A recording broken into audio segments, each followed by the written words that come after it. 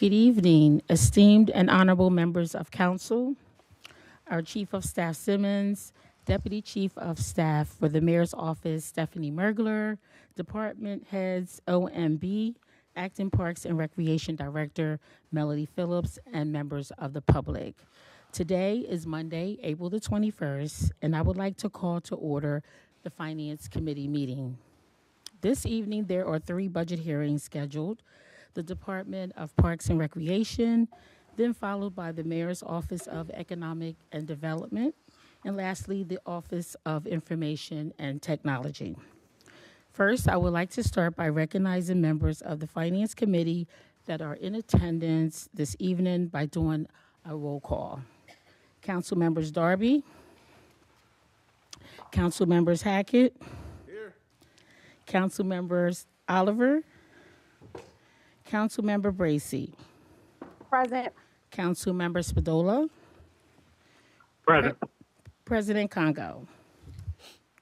I would also like to recognize any other council members present. Councilmember Owens. Present. Councilmember Cabrera. Councilmember Willard. Councilmember Johnson. Here. Councilmember Field. And Councilmember McCoy. I would like to thank the council members that are present. Mayor Carney presented a proposed budget to council on March 20th. The budget as proposed includes the following: 0 property tax rate, also a 6.5 water sewer rate increase, along with a 6% stormwater rate increase, and a $2.5 million transfer from the Tax Stabilization Fund to the Neighborhood Stabilization Fund to fund the following: $500,000 for the Wilmington Neighborhood Conservancy Land Bank, $2 million for the Home Repair Program, and $0 are being used from the fund balance. The proposed general fund budget totals $201 million, up $7.6 million. The proposed water sewer fund budget total is $95 million, up $5.2 million, and the proposed capital budget totals $199 million. The proposed general fund budget, as presented, has a budgeted surplus of $2.8 million and factors 3 main items that will warrant much discussion, possibly during these proceedings. 1, $4 million for the EMS ambulance service, which will add 3 new EMS positions, 1 new civilian position, and other relevant costs. I will mention that a budget amendment to the fiscal year 2025 budget for EMS ambulance service was adopted by the council on April 17th. The second item of the 3 is property tax reassessment. This is a result of a court mandate that's within the purview of the Newcastle County, who authorized Tyler Technologies to perform a property tax reassessment based on market value, which is revenue neutral. This may cause an increase in some residential customers' property taxes, and there may be a shift with more commercial properties paying lower property taxes, unfortunately. I look forward to working with the mayor and my colleagues to learn more on the plans for how the mayor intends to establish a fund or to offer some financial assistance. Lastly, the water sewer rates. While the FY2026 proposed water rates submitted to council from the mayor are lower than the recommendations by the Utility Citizens Advisory Board, this council must review these proposed rates as well as understanding the impact of other rising costs such as the Delmarva bills, property taxes due to the reassessment, and likewise water sewer rates. I would like to acknowledge Councilmember Spadola and Councilmember Oliver. So these are the three main priority items that have been, or the main that will possibly warrant much discussion. The mayor has also shared his vision for the intended planned use of the FY2026 proposed budgetary funds. Now it is the council's fiduciary responsibility to review the budget, have budget hearings with the various departments to get a complete plan on the intended use of these budgetary funds, and then to have negotiations with the administration on any changes that may be warranted to this proposed budget. By charter, council must adopt a balanced budget, and it shall be the duty of this council at least 30 days before the end of this fiscal year to adopt the annual operating ordinance for the next fiscal year. Council also has shared its priorities with the mayor, which are inclusive of public safety, a police accountability review board, recruitment and retention officer for the Wilmington Fire Department, and partners in care. Also, neighborhood stabilization, funding for the home repair program, affordable housing, revitalization, and property tax reassessment inequities. Also, the Community Beautification Fund, citywide beautification for all 8 districts. Also, the Juneteenth celebration. Education, the HBCU funding, specifically for the City of Wilmington residents only, and also the Office of Educational Advocacy. Economic development, continued dedicated funding for small minority business programs. Financial stability, we will continue to provide the water utility assistance program. And then lastly, parks and renovations and also repairs. Capital support for these various parks, for we know that a number of our parks need a little more love. And then lastly, I want to say also ensuring that council's legislative mandates are adequately funded. Before I turn it over to Mr. Nahid, OMB Fiscal and Operation Analyst, I would like to inform everyone that public comments will be made at the end of each department's budget hearing, and that we look forward to having participation from the public. Public comments are limited to 3 minutes. If there is any follow-up information during any of the budget hearings, Ms. Basslight will track and follow up on those requests. The budget hearings are limited due to time constraints. I kindly ask if all can be mindful and respectful of time. All budget questions should be of a fiscal budgetary matter only and will be limited based upon time limitations. I ask if my colleagues have any questions, please raise your hand. It is intended for each department to present, then questions will be slated afterwards. I now turn it over to Mr. Nahid, OMB Fiscal and Operational Analyst, to provide a financial overview of the Parks and Recreation Department, then followed by Acting Parks and Recreation Director, Dr. Melody Phillips, as well as for a question and answer session with Council. This hearing is tentatively slated for 90 minutes. I turn it over to you, Mr. Nahid. Good afternoon, Madam Chair and members of City Council. Today I'll be providing an overview of the FY 2026 Parks and Recreation Department budget. Next slide.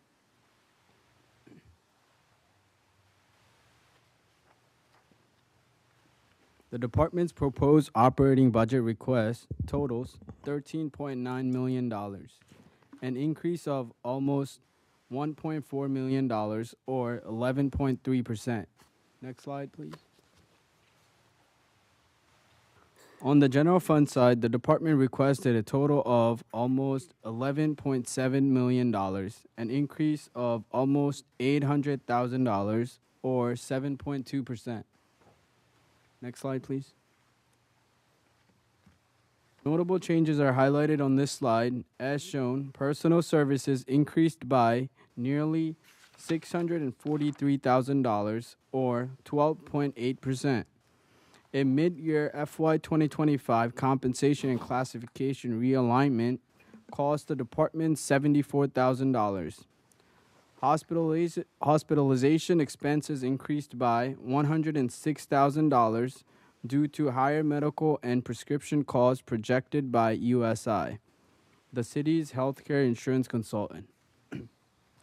Lastly, temporary agent salaries increased by $384,000. The department will now cover a portion of the cost of the child and adult care food program and the summer food service program.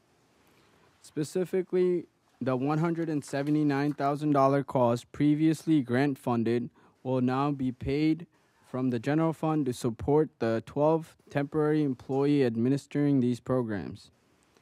This ensures the grant maintains the same level of service without reducing the number of meals provided.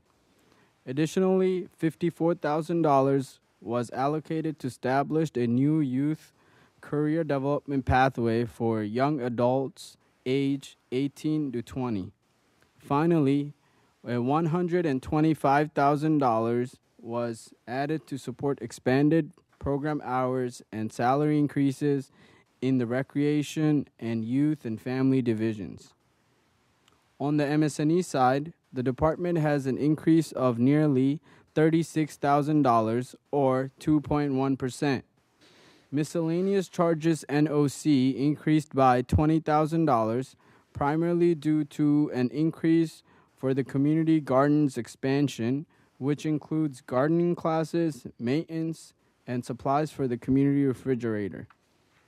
Miscellaneous supplies or parts increased by $12,000 to support the increased number of events and supplies for youth internship programs. Next slide, please.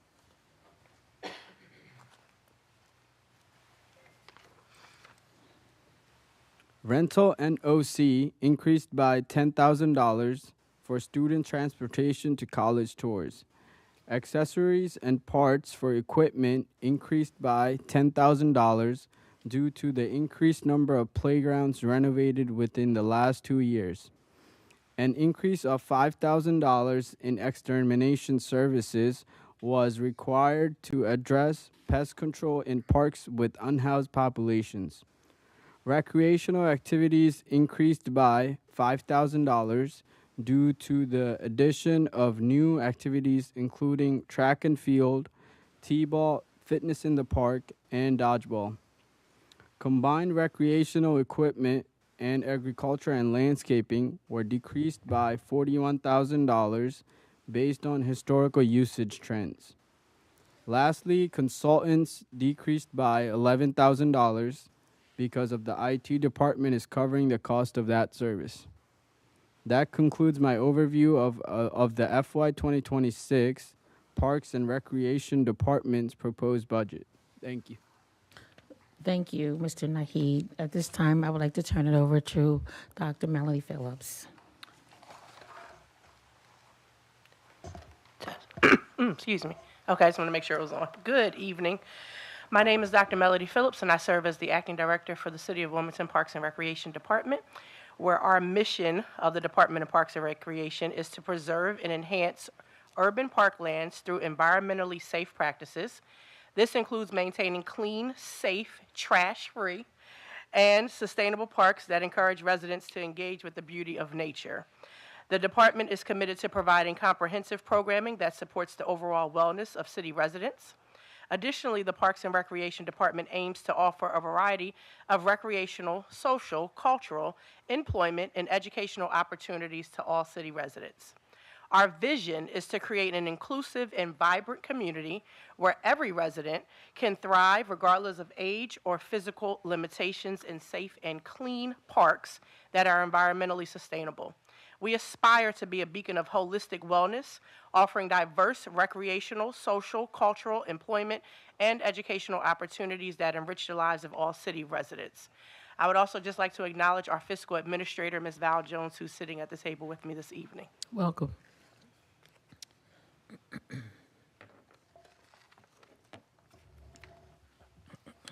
So a few of our top priorities for Parks and Recreation include the expansion of education and cultural enrichment activities. This is to meet the needs of the administration's policies, which is around education, as well as City Council's new initiative with education and young people. We also want to increase trash cleanup in city parks and more visibility among park maintenance staff in parks, and increase citywide recreational activities. During the Q&A, you'll hear some new ideas and initiatives about that. Our top 3 performance measures include participation in our Youth Career Development Career Pathway track, decrease in 311 calls related to trash and park cleanliness, and an increase in recreational partnerships and revenue-generating programs.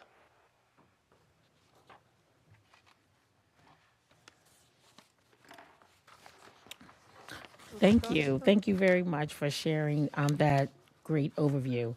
Okay, we're going to jump right into our questions. So number 1, with the evolving changes regarding federal grant funding, while understanding possible legal challenges as well as with the rising cost of food, can you please discuss if any potential budgetary impact to this budget? And you can answer A, B, and C. Thank you.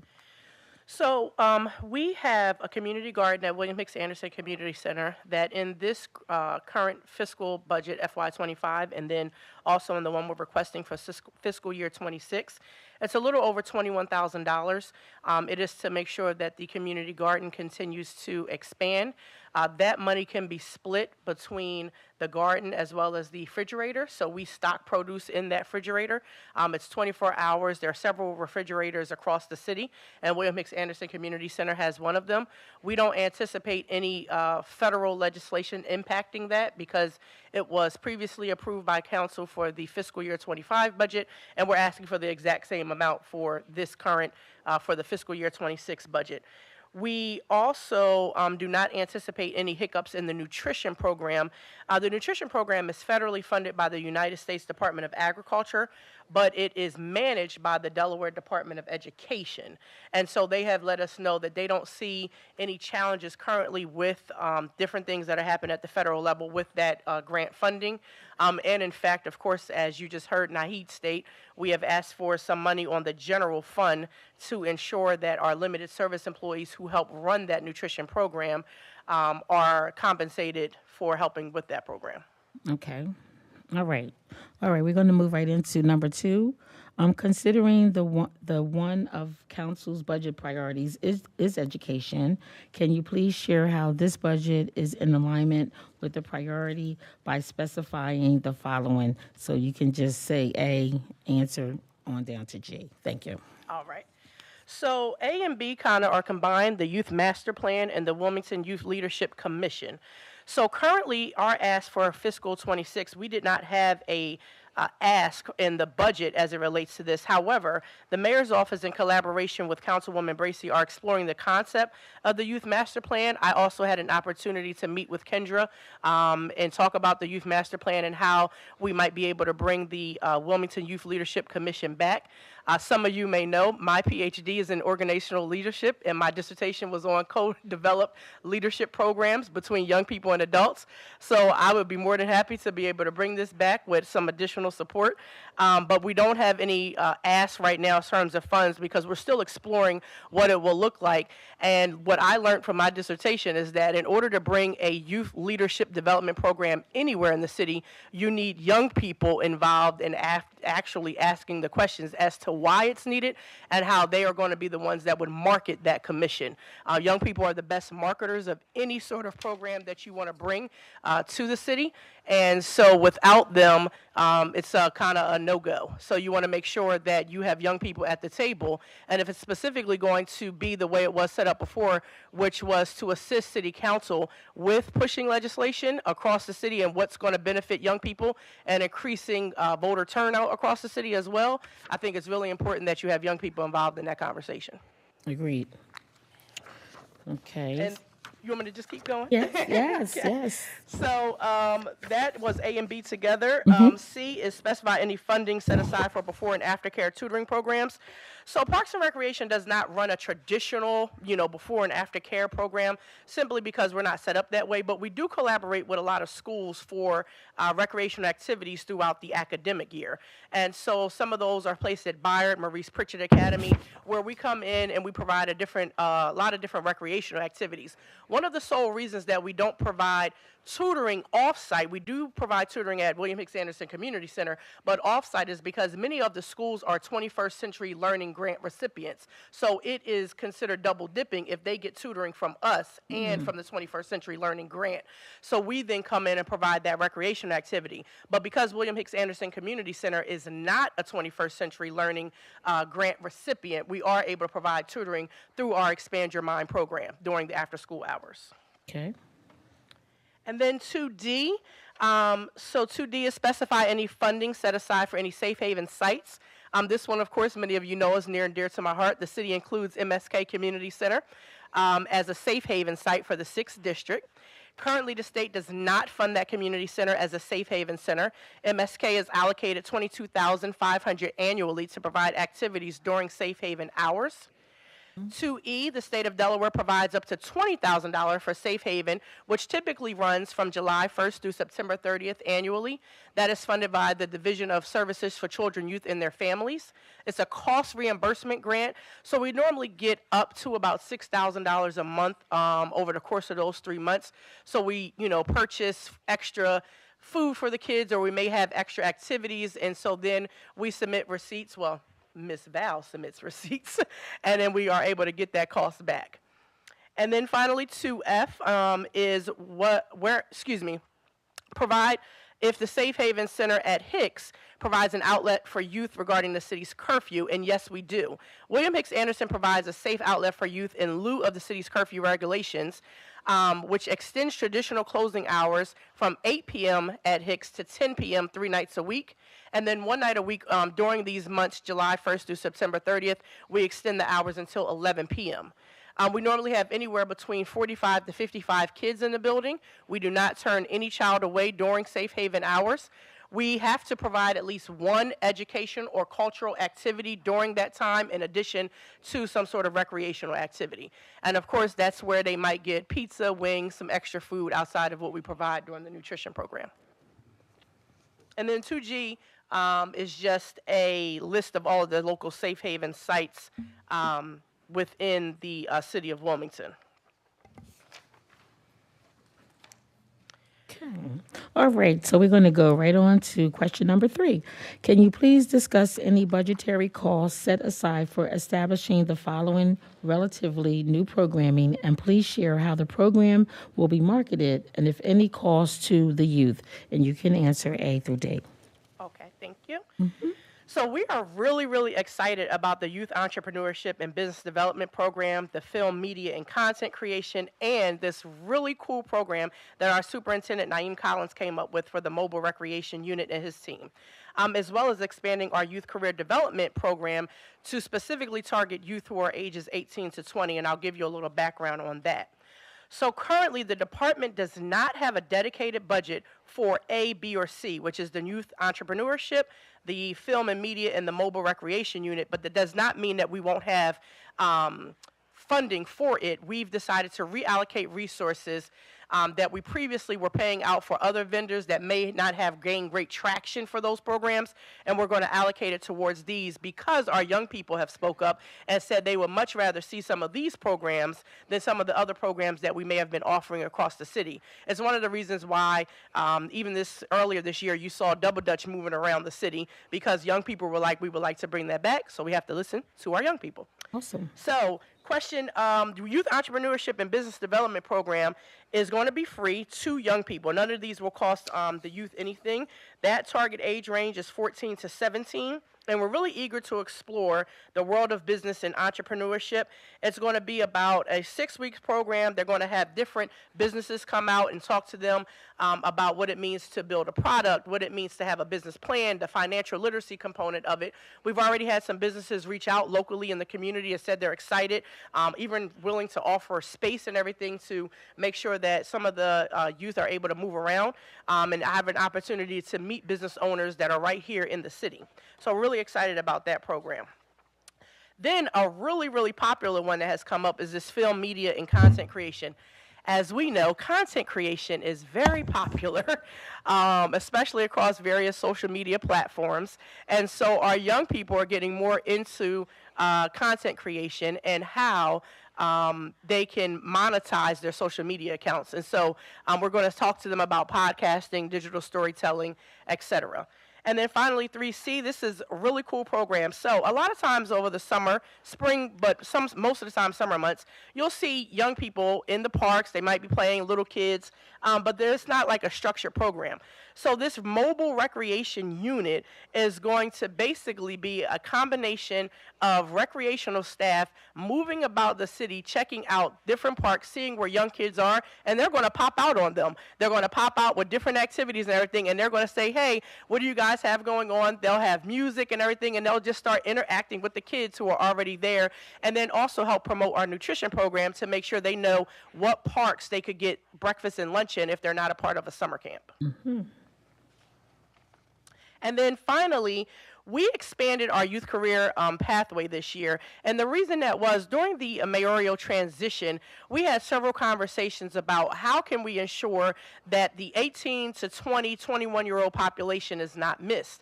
And what has happened is that sometimes when you graduate high school, you're not really sure what you want to do next. Sometimes college is not immediate.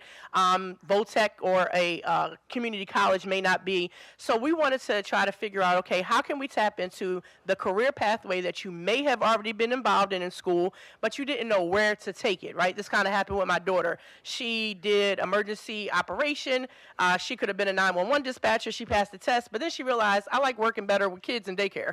So that took her on a different pathway. And so we realized there are a lot more young people out there who are on that pathway, and we want to connect with them and see how we can make sure that they not only have a wage, but connect them back to that career pathway or a new one and see how we can also help them get a certification. Awesome. Awesome. That is very, very exciting, actually. And I just love your energy. I just want you to know. Okay, first of all, before we go to question number 4, I want to acknowledge Councilmember Willard and Councilmember McCoy and Councilmember Bracy. I'm not sure if I acknowledged you earlier. Okay, we're going to go to number 4. While realizing the William Anderson Hicks Community Center has now been merged into the Recreation Division, can you please share all budgetary programs for the city's only community center and the city's emergency operations site? And you can answer all the letters. Awesome, yes. So during non-safe haven months, which is all the months except for July through September, Hicks normal business operations are Monday through Friday from 6 a.m. to 8 p.m. Not sure if everyone here is aware or those that are listening. We have a certified coach, Coach Barry, at Hicks Anderson. So if you're interested in one of his HIT workouts, he does that 3 days a week, Monday, Wednesday, and Friday, from 7:15 a.m. to 8 a.m. We strongly encourage everyone to get involved and participate. On Saturdays, the Hicks Anderson Community Center is open from 7 a.m. to 3 p.m. One of the unique things about Hicks is that we have an all-year-round pool. We now have more than 50 kids across the city participating in free swim lessons. So I just wanted to make sure I highlighted that because we took significant initiatives to be able to do that. And that is one of the programs that is a part of a slew of programs that we have offered over the last 2 years.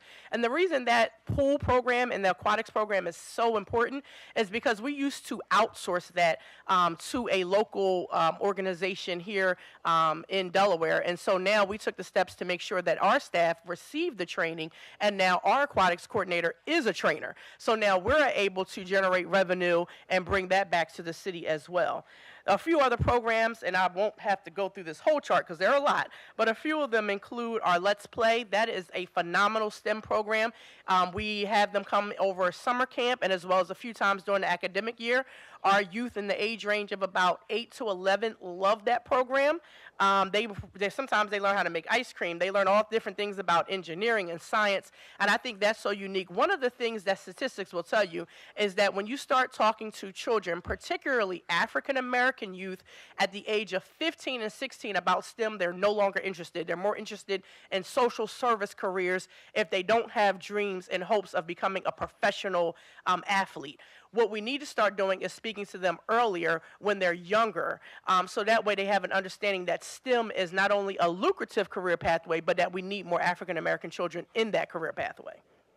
A few other of our programs is Book Nook. We have a great partnership with United Way of Delaware, and so that provides reading comprehension and an activity source for our young people during that Expanded Your Mind program.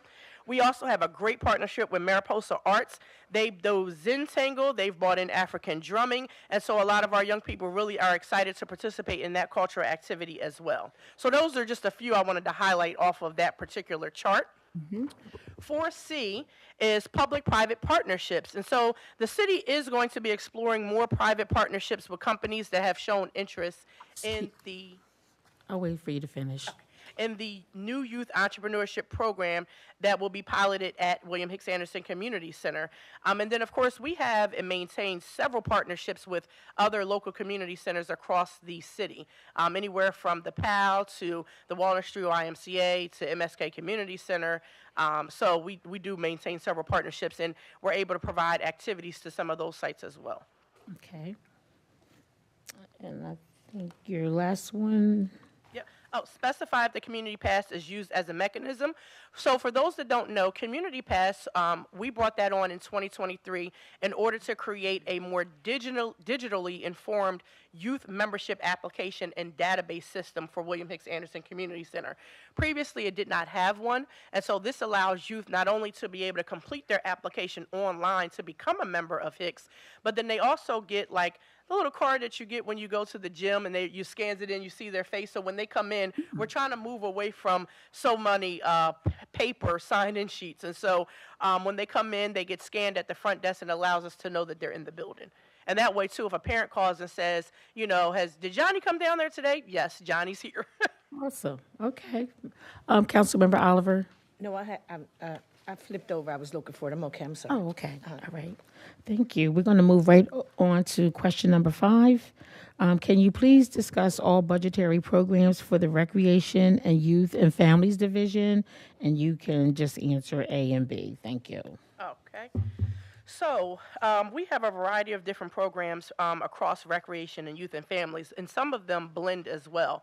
But some of our most popular programs, if you look on the chart, have been in the past men's and women's softball, which unfortunately we have some field challenges with, but they are still very popular programs. Youth basketball is very popular.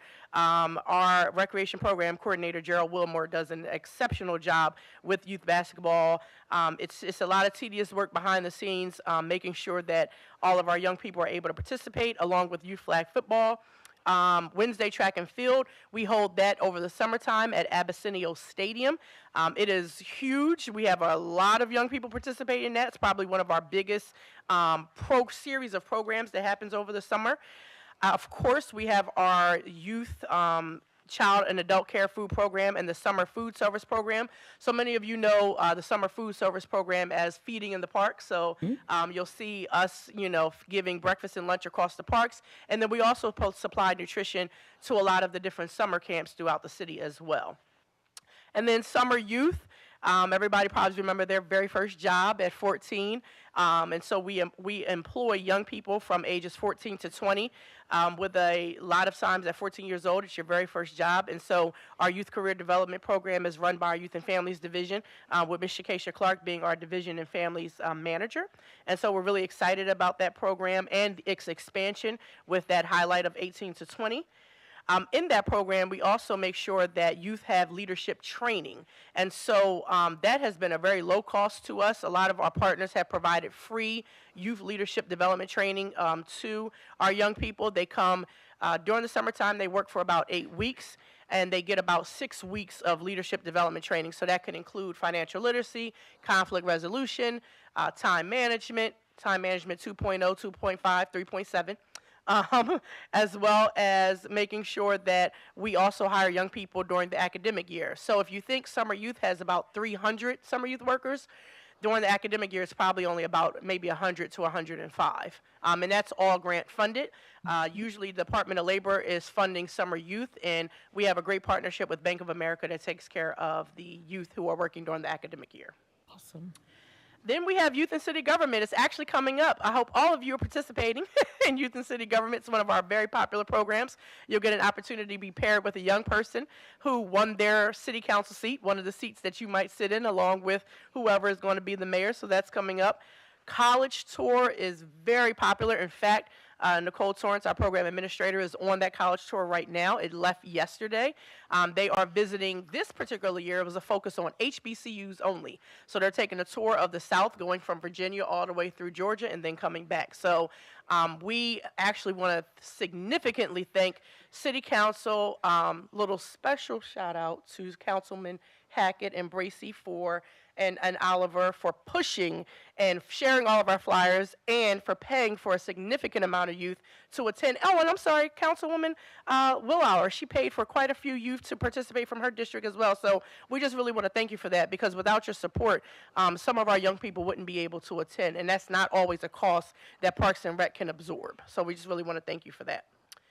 And then Camp Barnes. Camp Barnes is every summer. It's been going on for way predates me, but it has been going on for eons. It's an opportunity for an all-girls weekend and an all-boys weekend for our young people to get a chance and get really involved in nature. And since we are parks, we partner with the state on that, and they have an opportunity to spend a weekend down in Camp Barnes, and they do a variety of different activities. And so most everybody comes back talking about how great it was, and they want to go back again. And then finally, I'll say one of the other highlight programs is boxing. So boxing is extremely popular at William Hicks Anderson Community Center. It has grown significantly under the leadership of Coach Douglas Pettiford. We are so excited about all of our Silver Glove champions. We have so many young people participating. We're able to make sure that they get a chance to travel. One participated in the Junior Olympics. And so the opportunity to pour into those young people and really get them seeing and get them involved in something that that takes discipline. And so then they're able to use that same discipline when they come back and are part of our after-school Expand Your Mind program, and then they're pouring into their peers as well. So boxing is popular, and there's a boxing event coming up at the PAL if you would like to attend. Okay. All right. So you pretty much just went over a few highlighted ones, and this is just amazing. We have a lot going on for our youth, and I think that is just wonderful. Okay, so we are going to, let's see, I want to ask about, okay, you covered that. We're going to go to question number 6. Okay, if you can please discuss any current vacant positions, and you can just answer 6 and 7. It's all about positions. Okay. 6 and 7. I'll start with my former one. Deputy director role is Okay. vacant. All right. So that's one. We're working to try to fill that position. Currently, the office clerk 2 for William Hicks Anderson Community Center is vacant, but interviews are scheduled for tomorrow, so we expect that to be filled pretty soon. The nutrition program coordinator position just became vacant on April 9th, so we're working with HR to get that filled this summer. The biggest one that we have the biggest concern about is the labor foreman 3. That position has been vacant since 22, and we just cannot find anyone who meets the qualifications. You have to have a CDL-A. And one of the challenges that we find, we've posted this position anywhere from 5 to 7 times, and we cannot find anyone with a CDL-A and that meets the residency requirements. So we're, in this hearing, asking for City Council's support. If you have anyone living in your districts that have a CDL-A and that is interested in this labor foreman 3 position, we're going to repost it again, and then has some of the experience and background. We can share that job description with you. That has just been a significant challenge A lot of people will apply, but they have not been able to have that CDL-A. Some people have had the B, but this person has to have the A. And so any additional support we can get, because we really need to fill it. It has shortened us on a crew, which is affecting the ability to cover one of our quadrants and the park cleanliness. And so that has also impacted our overtime line. So this position is essential. Okay. And then our small engine mechanic will not be filled this year. We're actually going to use the savings to pilot a program in partnership with Howard High School, their co-op program. So many of you know Howard High School has, career pathways, and they have a diesel mechanic program. And so we're looking to use the funds from this position and partner with Howard, so that way we can have co-op students all year round. And that's also part of question 7, which that means the small engine mechanic will be realigned or transitioned to cover that cost. Okay. All right. So we covered new, deleted, upgrade, realignment, transition, etc. Right? Yep. 6 and 7. Yep. Okay, just wanted to make sure. Okay, all right, we're going to go into question number 8. Can you please discuss the budgetary cost for city pools per site for Eden, Brown, Prices, WHACC, and PS A through D? Yes. So on question 8, you'll see a chart. It has all of the costs for our city pools. Eden Pool is about $18,000 a year, as well as Foster Brown and Prices. PS DuPont is a pool that we have to pay for with the school district, and we run that pool over the summertime. That costs us about $7,600. And of course, the pool that's the most expensive is Hicks, because it's indoor and it's all year round, and that's about $30,440 annually. Then for question 8A, we have 6 spray parks across the city. Right now, our capital projects manager, Lenny Safran, is working on checking all of the mechanics and the everything mechanical with all of those spray parks to make sure that they are operational and ready to go when the season opens. The pool will open on June 16th this year, which is, we're hoping the spray parks open at the same time. Okay. So that actually covered 8A and B, because you'll see a schedule for our summer pools. Again, they'll open June 16th. And then for 8C and 8D, we have, that's June 16th to August 22nd, sorry, that's the city pool open and closing date. And we do actually generate some revenue with William Hicks Anderson Community Center. We have 3 organizations that utilize that pool: Greater Philadelphia Underwater Hockey League. So if anyone's interested in participating in underwater hockey, we can connect you. Yes, they literally play hockey underwater. That revenue, we get about $2,635 in fiscal year 25. Tower Hill School, we charge them about $7,000. That was their entry. That's our entry level when we have private schools first initially asking to use Hicks for their swim teams. And then Wilmington Friends School is now at $8,000 a year because they've been using our pool for a while. Okay. And lastly, E. Did I miss one? Sufficient amount of lifeguards. Oh, yes, we have. So what, actually, thank you. So our lifeguards, yes, we have a sufficient amount of lifeguards. In fact, because our aquatics coordinator is now a trainer of lifeguards, CPR and first aid trained, and we are now an official Ellis and Associates facility. We do not have a shortage of lifeguards. We made sure that we put in this budget enough lifeguards for all of our outdoor pools, as well as William Hicks Anderson Community Center, especially with the uptick of the free swimming lessons that we're providing. Okay. All right. Okay, let's see.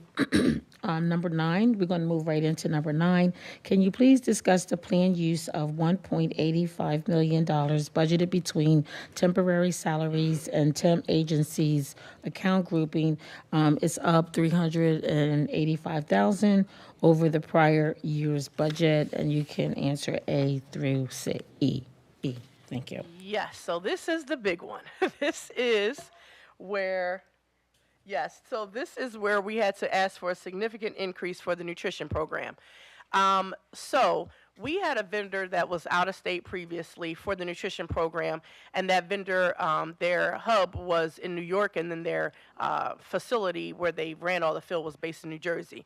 And so City Council challenged us to try to find a local vendor in order to make sure that that food was able to not only be supplied by a local vendor in the city, but that revenue could then be generated here. And so we did. We were able to contract with the Community Education Building.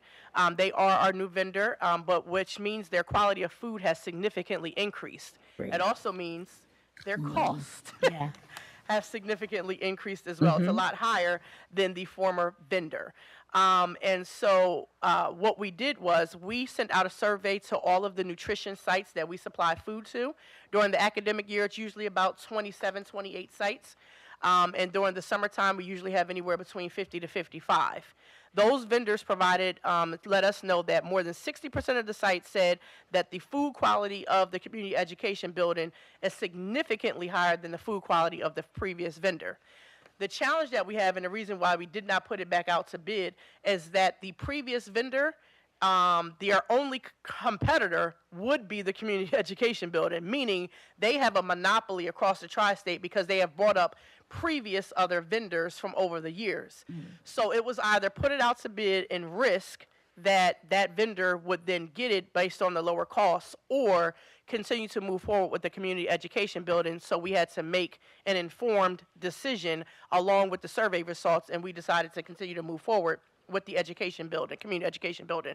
We've built a really good partnership with them, and of course sometimes, as we all know, right, when you go to any restaurant, cheeseburger is one price and a salad is way higher. And so if we want to make sure that our young people are receiving the best healthy, nutritious meals, we had to significantly increase, and the ask is to make sure that all of our limited service employers are able to move forward and continue to supply that, because we are providing the transportation as well to deliver to all of the sites, and that's significant as well. So we just wanted to make sure that you'll see a significant increase there. In addition to that, this new youth career development program that we call Next Level, that's an additional $54,000 because we want to increase the wage so that they won't get minimum wage. They're going to get $16.25, and it's up to 50 youth that can participate in that program. And then we have about, let's see, what else? I think that's mainly those two. Oh, yes, and we did increase wages for all of our limited service employees. So we normally every year increase wages by about $2 for limited service employees. So if they were making $15 in the previous year, they can make $17 the next year. And the reason I do that is because I think it's essential that limited service employees are highlighted. They are a significant part of operations across the city, and so we cannot afford to have an adult who is a counselor or a recreation support person or a specialist making the same as the young person that they're then charged with counseling or providing mentoring for. If they're both making $15 an hour, can you imagine what that conversation will look like between those two people? Yeah. Yeah. So 9B and 9C, this covers what we anticipate this year for workers. So this is in relation to the Youth Career Development Jobs and correlating funds. So for fiscal year 26, we anticipate about 150 workers. Now, the reason that's an anticipation is because Delaware Department of Labor, we had to go out, they put out the grant this year for bid. So that grant was due today. So it did get submitted on time, and we do not know how much money that we'll get from that yet. So and then they also decreased the amount of money. So the state did a few things that was really interesting. The city and Newcastle County youth career development programs used to automatically get a certain percentage of those funds from the Delaware Department of Labor. They changed the law. That is no longer the case. That grant used to be about $1 to $1.5 million. That grant is now only $625,000. This means that we're competing against anybody else who wants to run a youth career development program, and we don't have a guarantee anymore. So you'll see the reason why we had to put that $54,000 in for Next Level, because we don't have a guarantee on how much money we'll get from the Department of Labor. So those were significant changes that are impacting our youth career development program. And then I'm going to 9D and E. So for specify the number of youth career pathway jobs and correlating costs, we have about 10 career pathway tracks. And those are the tracks that we use throughout our academic year. And that we hire about 40 young people, depending on the year.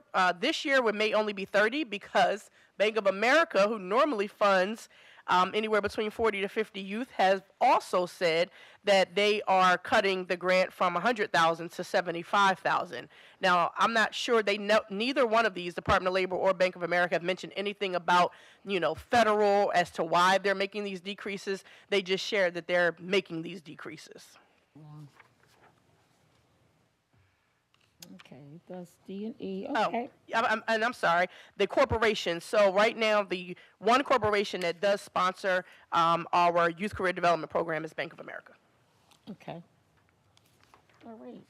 All right, so we're going to move right on to number 10. Can you please discuss the planned use of $56,000 budgeted for your consultants? Yes, so consultants, and it's broken down here. In our administration division, it's about 4,000 as needed for community-based programming. So as you all know, we run a variety of different programs throughout the year, heavy in the summertime. And so there's about 4,000 in the administration line. Now, in the 46,000 that you will see under recreation and Hicks, that is 22,500 of that sits for MSK Community Center. So that's almost, half of that. We also put the Community Pass, that is a licensed software, so we have to pay about $5,700 for that Community Pass software. Then we have to ensure our lifeguards are certified every year, so there's about $4,500 in there for that. We have to ensure the life skills education, so there's 3,000.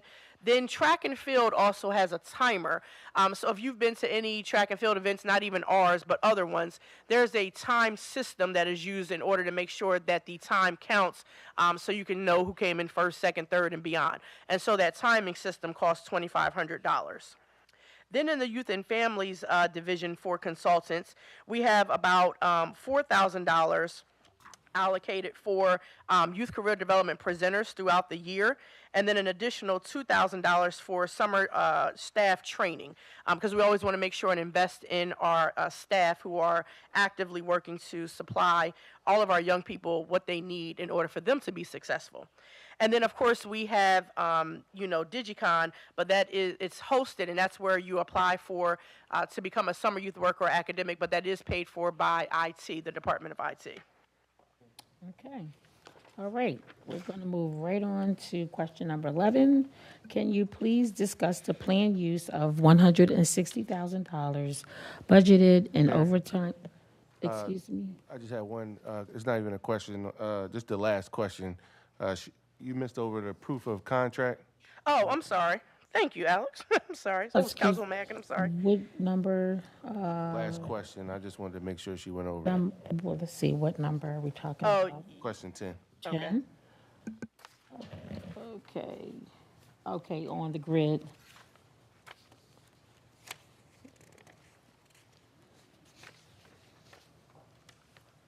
I can cover Go it. ahead. Oh, okay. I just didn't know if you had. Yeah. Okay. Mhm. Sorry. It's So fine. yes, professional contracts. We have these are contractors and vendors who we pay for different services. So you might think of Let's Play. They receive funding through us when they are actually providing STEM activities. Previously, we've had Lyrical Math. We have what's called the Natural Glow Self-Love Club. That's a girls-only program. So some of that 7,800 encompasses those vendors. Sorry about that I missed that one. Okay. Did we cover everything? Thank you. All right, we're going to move right into question number 11. Can you please discuss the planned use of $160,000 budgeted in overtime and the mechanisms in place to keep it within your budget, considering overtime has exceeded the budget for the last 3 years and FY25 is trending to exceed the budget? Yes, so this is a challenge that we have continued to experience because it is most of it is coming from our maintenance division. You'll see about $184,406 budgeted there. Oh, sorry. Why do I have the wrong? Oh, sorry about that. 134,406, and then 26,000 for recreation. Maintenance provides a significant amount of support to other departments for events. So you think of the Clifford Brown Jazz Festival, you think of any sort of activity that we host in the parks, our splash party in partnership with Henrietta Johnson Medical Center, all of our summer movie cinemas. This means that our overtime line significantly increases because our park maintenance team is the one who is setting up for all of those events. We think of the Art Loop. We provide the transportation for that in partnership with Cultural Affairs, so it's a great partnership. But again, there's overtime there for that particular line as well. And then being short from having a full-time staff in some positions that were eliminated over the last few years, that also makes this overtime line significant because we have to ensure that the guys who are on our maintenance crews, they are union employees, so they have a right to overtime when we're asking them to sign up for it, and we're asking them to work beyond the hours that they traditionally would work because we don't have a full crew to do some of the setups and breakdowns of different activities across the city. Okay, all right. Very well. Okay, question number 12. Can you please discuss the planned use for $445,000 budgeted in miscellaneous services, which is up 31,000 over the prior year's budget? And you can answer A and B. Thank you. Yep. So for A, excuse me. For A, it says specify if the funding for graffiti removal is in addition to the services provided by constituent services, and the answer is yes.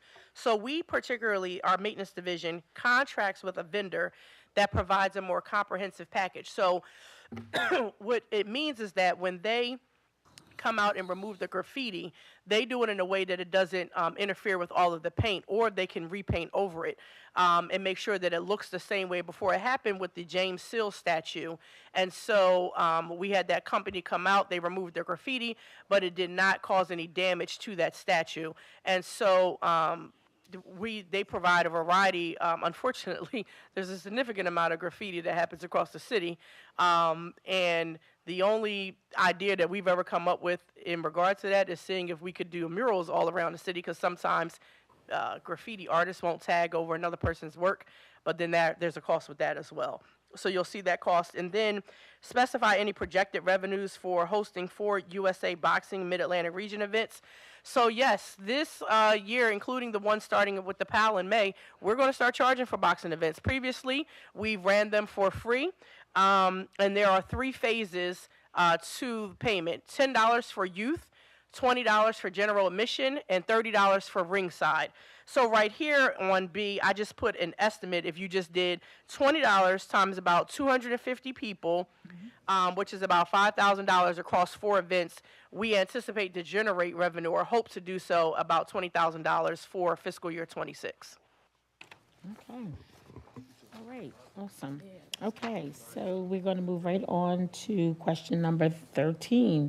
Can you please justify the planned use for $50,000 requested in the equipment account grouping?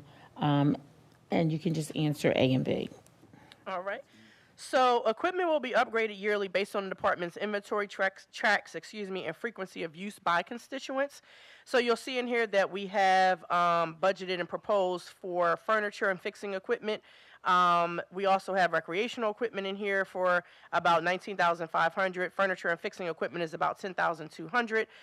This will replace office equipment as needed across all 3 categories. And then 13.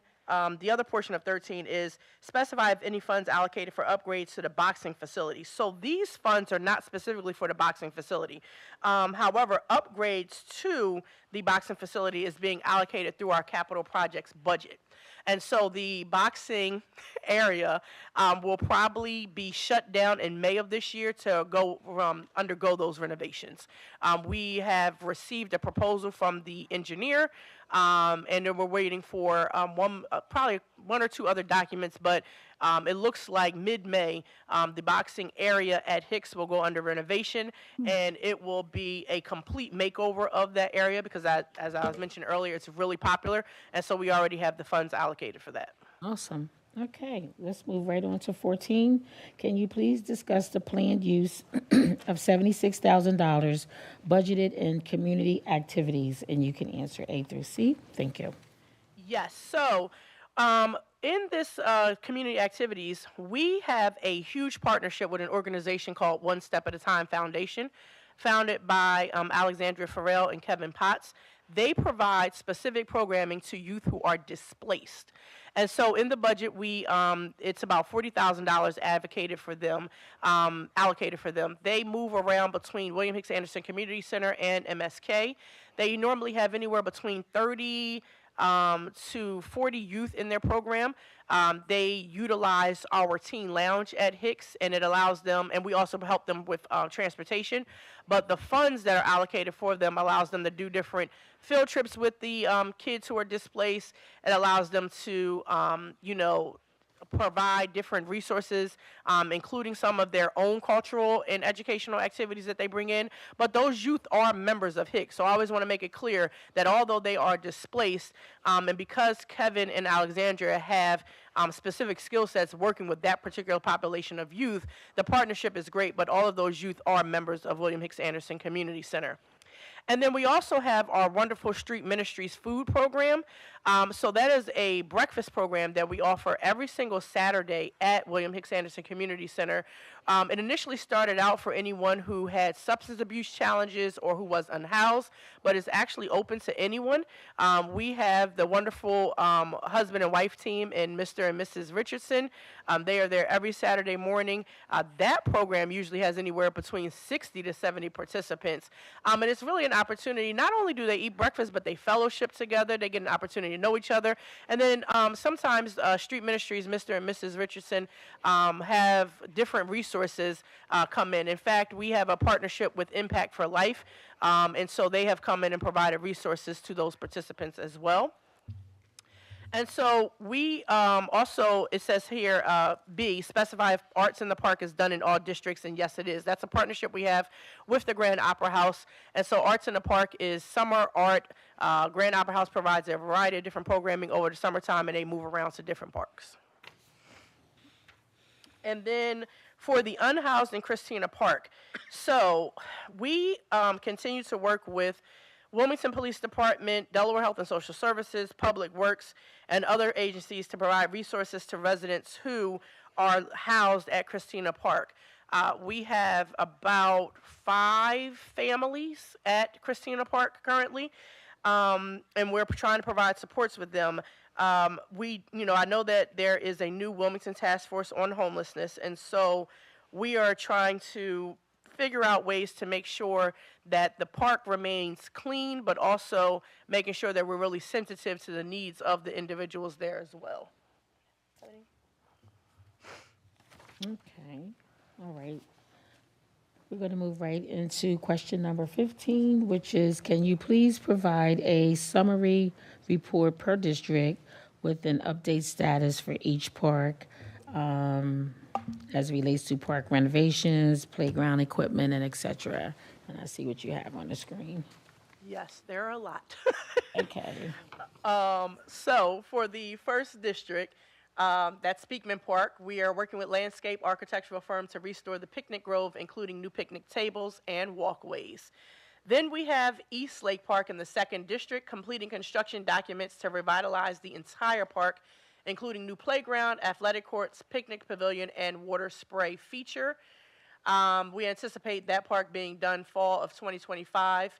And then, of course, the restoring the picnic grove at Speakman to be done in fall 2025.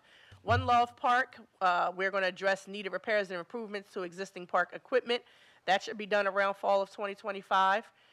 Third Council District, we have Brown Burton Winchester. We're reviewing proposal for master park planning services to engage the surrounding community and creating a comprehensive development plan. That we expect that park to have some renovations around the spring of 26.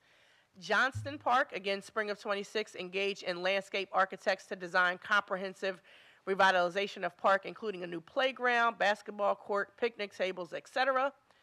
Kirkwood Park in spring of 2026, planning to clear overgrowth along the park shoreline to open dramatic views of the Brandywine River and restore historic picnic pavilion.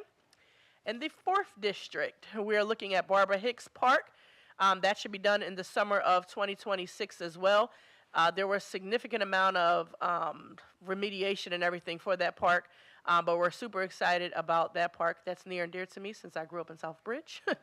Albert Park, another one, Southbridge, fall of 2026. We had to complete a demolition of unsafe playground equipment, and we're going to look to get a new playground over there. Fletcher Brown Park to be determined.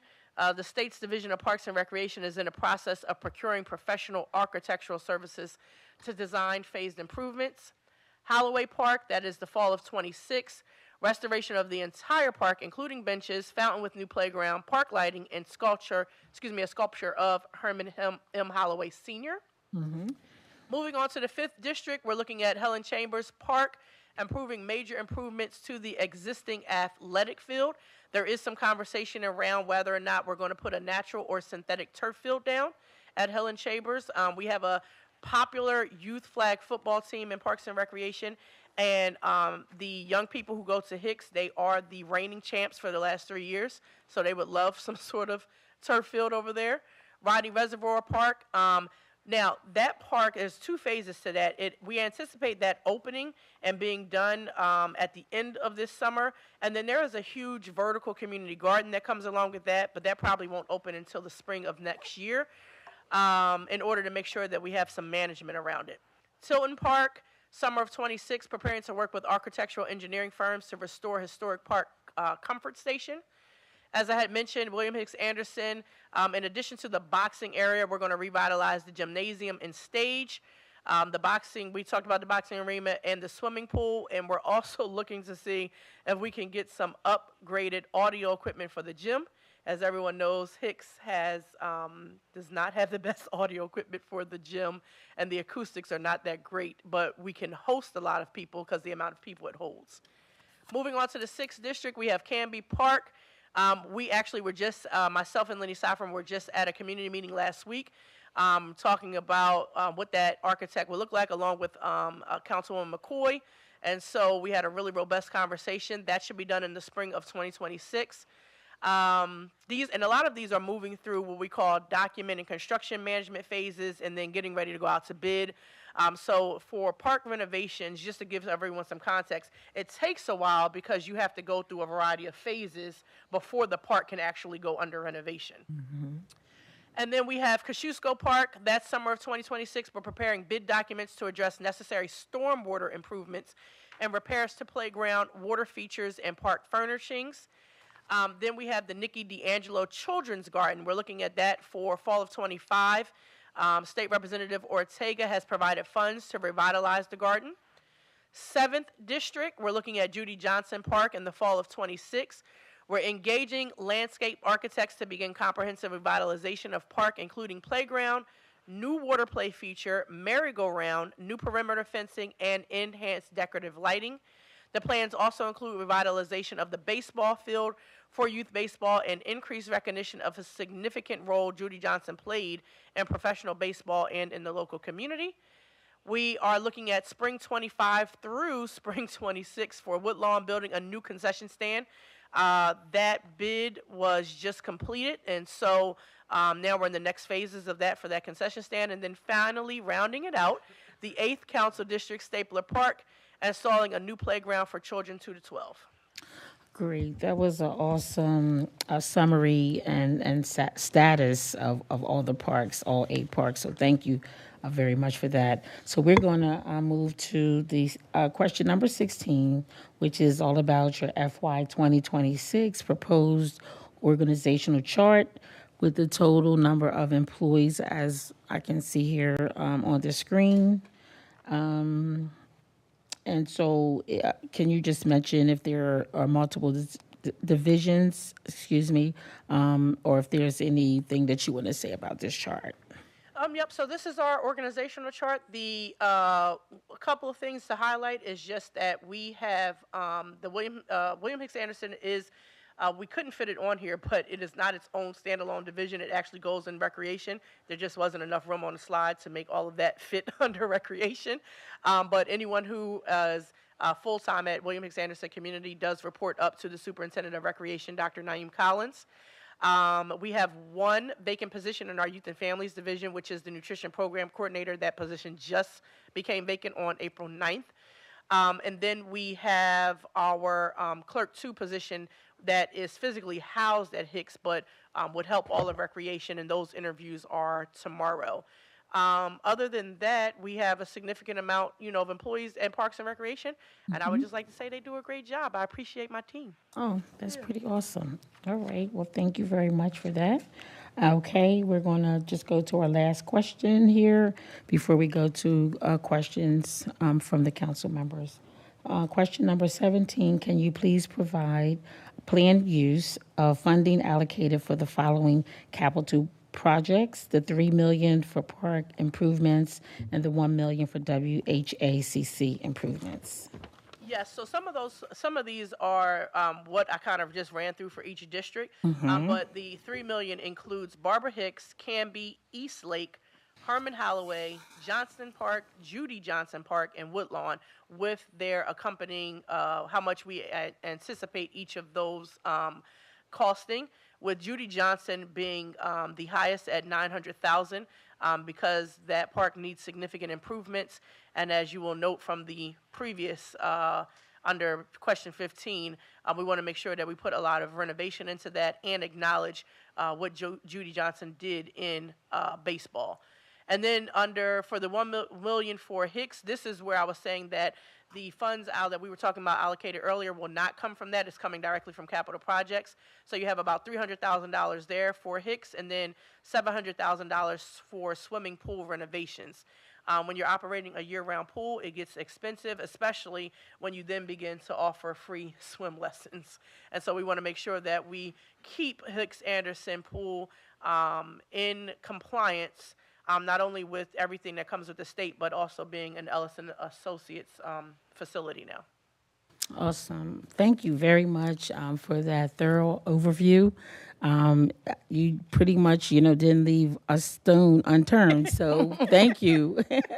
Thank you. I really appreciate that. And I'm sure the council members do, as well as the public. Before I go to the council members, I just want to say that to the council members, I'm going to take 2 questions per council person, 2 follow-ups per round. So we're going to do 1 round, then we'll do another round. So I'm going to start with Council Member Oliver and then Council Member McCoy. Thank you, Madam Chair. Thank you, Director. You did a fabulous job with going over the budgetary items for Parks and Recreation. Good job, well done. I only have 2 questions, I think. One question, as I see on question 15, that you have a lot of work that's going to be done at various parks, renovations and upgrades. And I just wanted to mention that hopefully we are, when you're putting out the bid, we are using some minority contractors for, because it's a lot going on. That's just one statement I wanted to make. And it was another one regarding the boxing. We could talk offline, so I don't want to get into it now. This is just my personal opinion. I think that's a lot. I think it's, and whenever, you're dealing with the federal government, we're dealing with a lot of food. You're talking about electric bills. It just seems like everything's really going up for the residents of the city of Wilmington. And some people may say, $10 or $20, that's nothing. But this is just my opinion. We can talk offline. I think that when you're ordering new furniture and things of that nature, not saying it's not needed, I feel as though people think the families are able to pay that money. And my opinion, just on the record, I don't think we should be charging the kids anything. Adults may be one other thing, but when you're talking about charging kids to get in to a city facility. William Hicks Anderson is our only city facility ran under the city of Wilmington. It's not like PAL, wherever private, different ones, but Parks and Recreation belongs to the city. So we're talking about city youth, and that's just my opinion with that. And I can come back. It was just one other statement I wanted to make. I can provide just a small clarity on that one because yep, you make a really valid point.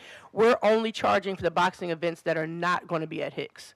So if we, because we're going to move them around the city, so for any that we host at Hicks, those will still be free. Thank you. But for the ones that move around to other centers, those were the ones that we were looking to charge. And we can definitely talk offline too about that youth cost. Yep. Thank you. I had stepped out, so I missed it. Thank you so much. Okay. Councilmember McCoy had her hand up first, and then Councilmember Hackett. Okay, thank you. All right, Director, oh my God, Melody, I call you by your first name so often. Phillips. I'm sorry. I know I had to think for a second. Director Phillips, I apologize. So I was looking at, my whole mouth dropped when I seen Spring 2026 Canby Park. I have been beating this drum since 2017 about getting this park redone. We've had $1 million since last year, and thank goodness we do have. I'm believing that this 400,000 is added to the million that we've already captured, and I'm still trying to figure out why am I still waiting until 2026. Now, understand, we did have a nice meeting, but that rendering, the conceptual design we had has been from last year. I'm still trying to figure out why am I still waiting. So that's a really good question. So we anticipate the park being done and not starting. Okay. So we want to the goal is to start the renovations this fall. Okay. But then the renovations would be complete by the spring of 26 because Canby is so big. So that's just a kind of like anticipation, not that it would start in spring 2026, that we would be completed. So any of the ones that I ran down on parks where it said spring of 25 or excuse me, spring of 26 or fall, those are the completion. Yes, not the start of, the completion of. Thank you. Yes. And this is just a follow-up to that question. I did notice that Kosciuszko's Park was on there as well. Wanted to find out whether or not Kosciuszko's Park, their spray, which is my most popular and populated park, will the spray be open for the summer of 2025? I am going to give you a positive, I believe yes. And the reason I say that is because Lenny Sofford and I specifically talked about this. And I said, before you go to any other spray park and check mechanics, please go to Kosciuszko first. So that is first, because I know that, it wasn't operational. So yes, yeah. Thank you. I did have another question, but I didn't know how you were doing it with the question follow-up. That's your first question, right? Okay, yes. Your second one. So the second question was, so I was looking at the summer safe haven sites, and of course, since I've basically been in this seat, I've made certain that the recreation center within my district has always had some summer safe haven funds. Now, with that being stated, I have noticed that that the list has not changed very much because we've been having pretty much the same community centers, except I think the Teen Warehouse may be the newest one. I'm trying to figure out how is it that MSK has not gotten on this list, and how do I go about making certain that the state recognizes my community center? Yeah, so I can actually put my MSK hat on. The reason that MSK has not been able to make it on the list is just because of the grant itself. So when the state put the bid out, the RFP out to bid on back in, let's see, this is 25, so that was 23 that they put it back out. At the time, MSK did not have a grant writer to write the grant for it. So then be able to submit for on behalf of MSK to then get on that list. So that was probably the biggest challenge. Mrs. Lacey and I talked about that. She just did not have, grant writing is not her necessary expertise. She just didn't have a grant writer, and so that was why they missed it. But in order to try to make sure that they get on the list in the future, it's really when Division of Services and Children, Youth, and their families put it back out for RFP, and then get them on that list, and then looking at what the requirements are for the bid to write it. But that was the only reason. And of course, because I sit in this role, I couldn't do it. Okay. And the follow to that question is, I just want to make you aware that, so when it comes to MSK, because I've had to have this conversation with your predecessor, because of the fact that it is not state funds, we are not obligated to the same requirements as the state when it comes to the spend down. All right, I said, because they are still a fledgling community center, and I want them to be able to receive a check and then also state everything that they spent the money on that way. Yeah, so one of the things that we did with MSK, so that way if anybody in the community, since it's still, city dollars, so if anybody in the community is saying, okay, they got a full $22,000, $500 up front, where did it go? Then they have to submit all of their sign-in sheets, their receipts and everything so we can still see it. So we will ensure that they get the money up front, but in the MOU, the memorandum of understanding we have with them, it does state that they still have to provide that and they still have to extend their hours. Yes. Yep. Okay, thank you. Thank you. Councilmember Hackett. Yes, Dr. Phillips, thank you so much for this presentation. It was a great one. I'm so happy. I love the youth, and anyway. Oh, Mike not on. Thank you so much, WIT. What would we do without you? Question 3, and this is just pertaining in all. You have some wonderful new programs rolling in, but just missed the item of like, where is this money coming from? I know we talked. You said it was like no budget or but we're laying it on the law that these things are going to happen, and some kids is going to be excited to be able to go into these programs. So just trying to figure out where is that coming from. I'm going to come ask you out, Councilman Hackett, of course. This is what we do. No, in all seriousness, so we have a significant amount of funding that sits in our recreation division. And as you noticed earlier when we talked about some of the vendors that we pay to come in and provide services, some of those vendors we don't use anymore, but the funds are still there. So we're just going to reallocate some of those funds to these new programs. That's one of the reasons why you don't see like an actual under like, oh, this is the actual budget for it. And also some of these are pilots. So you don't always know exactly how much money you're going to end up spending in a pilot program or how successful it's going to be until you pilot it. So that's why you see that. I don't anticipate having any significant challenges, though, with these. In addition to that, we have a variety of community center partnerships, and some of them, like a MSK or like a PAL, we can allocate and pull resources together to, when we begin it with the pilot program at Hicks, to offer it. So that way, all of the community centers are pulling together to do it in one, fell sweep. Gotcha. I got a lot of questions, but my other question is, I grew up under Theo Gregory, and I used to play under the Wilmington Football League. We'd go pick our equipment up right there over South Bridge when you cross, get weighed in, all that good stuff. Play at Eaton Park, play at PS. We still have a lot of these little league teams that's in Wilmington today.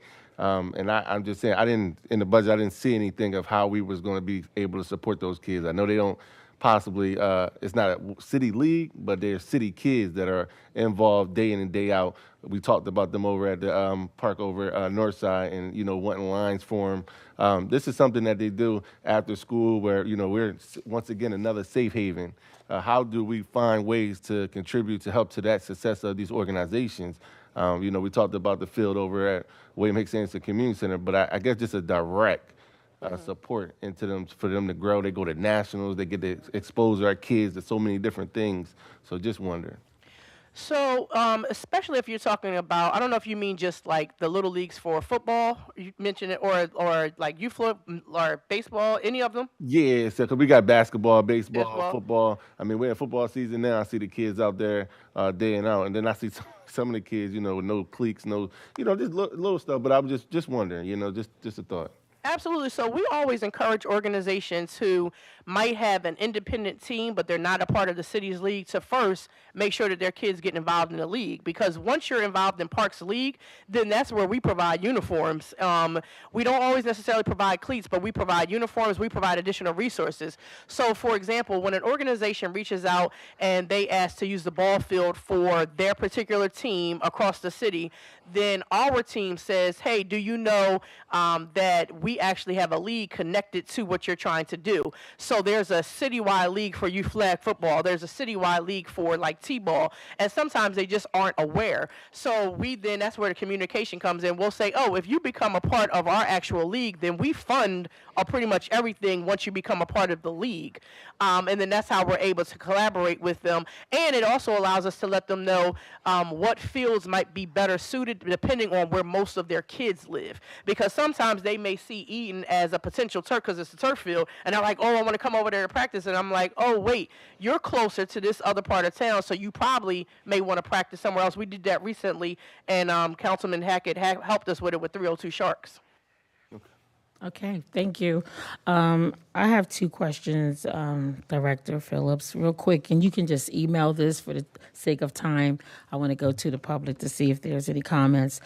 Can you send us an email regarding the community gardens in the city? You can just send us an email on that. That was under MSNE, the NOC, and also under Extermination Services, Pest Control, and Parks, and send us an email regarding the parks where you are basically doing that particular service.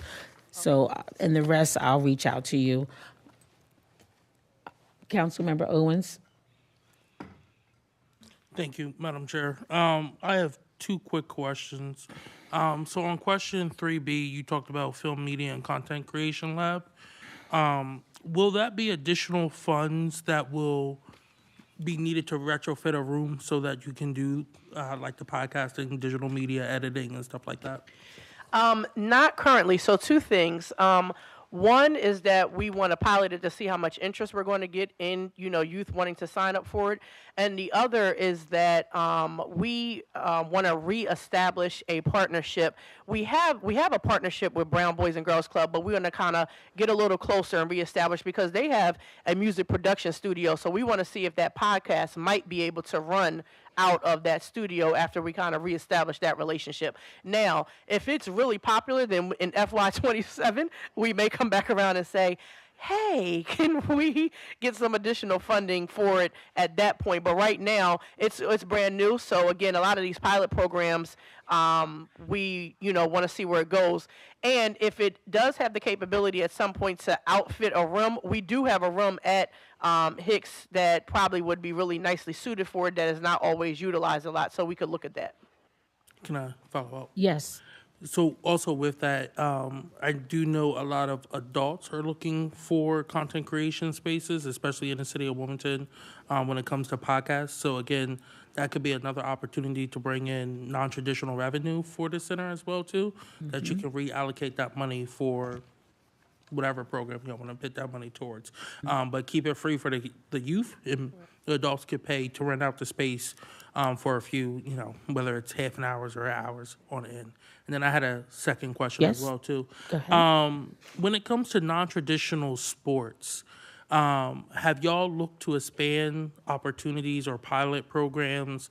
For me, something that is really big is rugby. It's one of the fastest growing sports in the nation.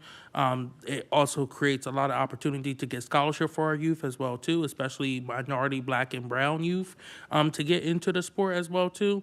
And also, we have a nationally recognized rugby coach, who's a director of real estate and housing, Bob Weir, my former coach. He made me run a lot. But no, it is it's a great sport, but I do know in communities like ours, it's not really advertised whatsoever. No, that's actually a really, really good idea that we can definitely explore. I think one of the things that we have tried to do is keep some of our traditional, but try to engage and expose our young people to some of the non-traditional sports and help them understand that there is a lot more scholarship opportunity at the collegiate level in things like rugby, swimming, that they kind of overlook because, of course, based on the community, football and basketball is the thing. We're also trying to explore bringing soccer. We were recently have a conversation, I think it was with St. Elizabeth's, if I remember correctly, about soccer. And then another unique one is not actually an outdoor sport, but they're is some funding scholarship stuff in it, is foosball. Yep. That's it. Okay, thank you. Council Member Spadola, and then I'm going to go to Council Member Willard. Thank you, Madam Chair. And first, I like your format of 2 questions, 2 follow-up. I think it makes for better flow than having to ask for a follow-up. So thank you you. for that. Second, to Director Parks and the Mayor's office, thank you. For those that weren't here last year, during the Parks budget hearing, I brought up how I thought that in their departmental vision and priorities and performance measures, I was disappointed that trash and the need for clean parks wasn't mentioned at all. And after me nagging for about a year and another email this morning, it filled my cup to see that trash is mentioned 3 times under each of those segments on the first slide. Because I truly believe, and I hope you believe as well, there's no better programming than a clean park. It's open, 7 days a week, sun up to sundown. No labor needed other than, maintenance and whatnot. And nothing to me, when you walk to a park and it's dirty and filthy, that I've gotten many complaints throughout the city, Haynes Park being one of them, Cool Spring, Tilton. To me, it shows, this neighborhood doesn't care about their kids. This city doesn't care about their kids. And, litter is going to happen. But, I think it is the government's role to step in there and do everything that we can to clean it up when it does. So on that note, while I was very excited to see trash mentioned in the mission statement, I did not hear it mentioned again in any of the, from that moment on. So I'm curious, what can you tell me about what will the department do this next budget cycle to prevent trash and some of the ideas that I've mentioned in the past? The complaints happen on weekends, especially over the summer months. So bringing park staff in on weekend days to help with the trash. And also another, I think, easy idea to implement and cost-effective would be a litter prevention campaign. I think every city park should have a sign with a cutesy slogan saying something like, kids play here, don't litter. ChatGPT could write you better slogans in 10 seconds. So, Director Phillips, if you could, just share what in this budget can lead me to believe we will have cleaner parks once approved. Yes, so a few things. One that's not necessarily budget-wise is that we are trying to make sure that we push even heavier, and then I'll cover the budget component too, heavier to all of our neighborhood planning councils, all of our civic associations, and friends of the park groups, that we need their support in identifying times when after we have cleaned the park and then it immediately becomes trashed. And so we want to make sure that because those parks are in neighborhoods, and so as we move about the parks and we break up maintenance into quadrants across the city, we may have come in and cleaned the park on a Friday. Somebody may have had an event in that park over the weekend. We clean it again Monday, and by Tuesday, it is completely destroyed. And so literally, you'll see us out there. I literally was at One Love Park on a Friday, and Monday I was like, wait, what's happening here, because of the amount of trash. And sometimes it's a matter of having, whether it is a litter prevention program, like a campaign, or saying to one another, hey, this is where we live, this is our neighborhood. And so we really want to implore all of our MPCs, civic associations, to let us know about that. We also came up with some projections that is connected to potential in our overtime line, which would mean if we ran a crew from April through December yearly, it would cost us about $35,000 in overtime. So there's 2 ways to do this. In this current fiscal year budget, we either decrease the amount of programming we would provide for youth and then allow this maintenance crew to go out. Because these are union employees, their overtime is a little different. It's time and a half, so that's one way. Or we look at some other lines that we could potentially decrease to ensure that this happens. And also, because we're talking about union staff, because we have to ensure that we're following the collective bargaining agreements and that we're not having all limited service employees working a crew on the weekend, we do have to ensure that when we go out that there's a difference between overtime pay on a Saturday versus a Sunday. And so that's significant as well. So it's not impossible, not by any means, but in this fiscal year budget, we would just need to move some things around to make sure that it would be covered. The other thing that we're trying to make sure that we do is put more pictures out. In fact, this morning, we found a trash can that is now destroyed because somebody lit it on fire. And so our maintenance team had to pull that trash can, and then now we're going to have to replace it. So sometimes we have to replace things too that have nothing necessarily to do with how we're trying to maintain the park. Unfortunately, you know, people do different things in the parks, and then we're trying to rectify those situations. Thank you.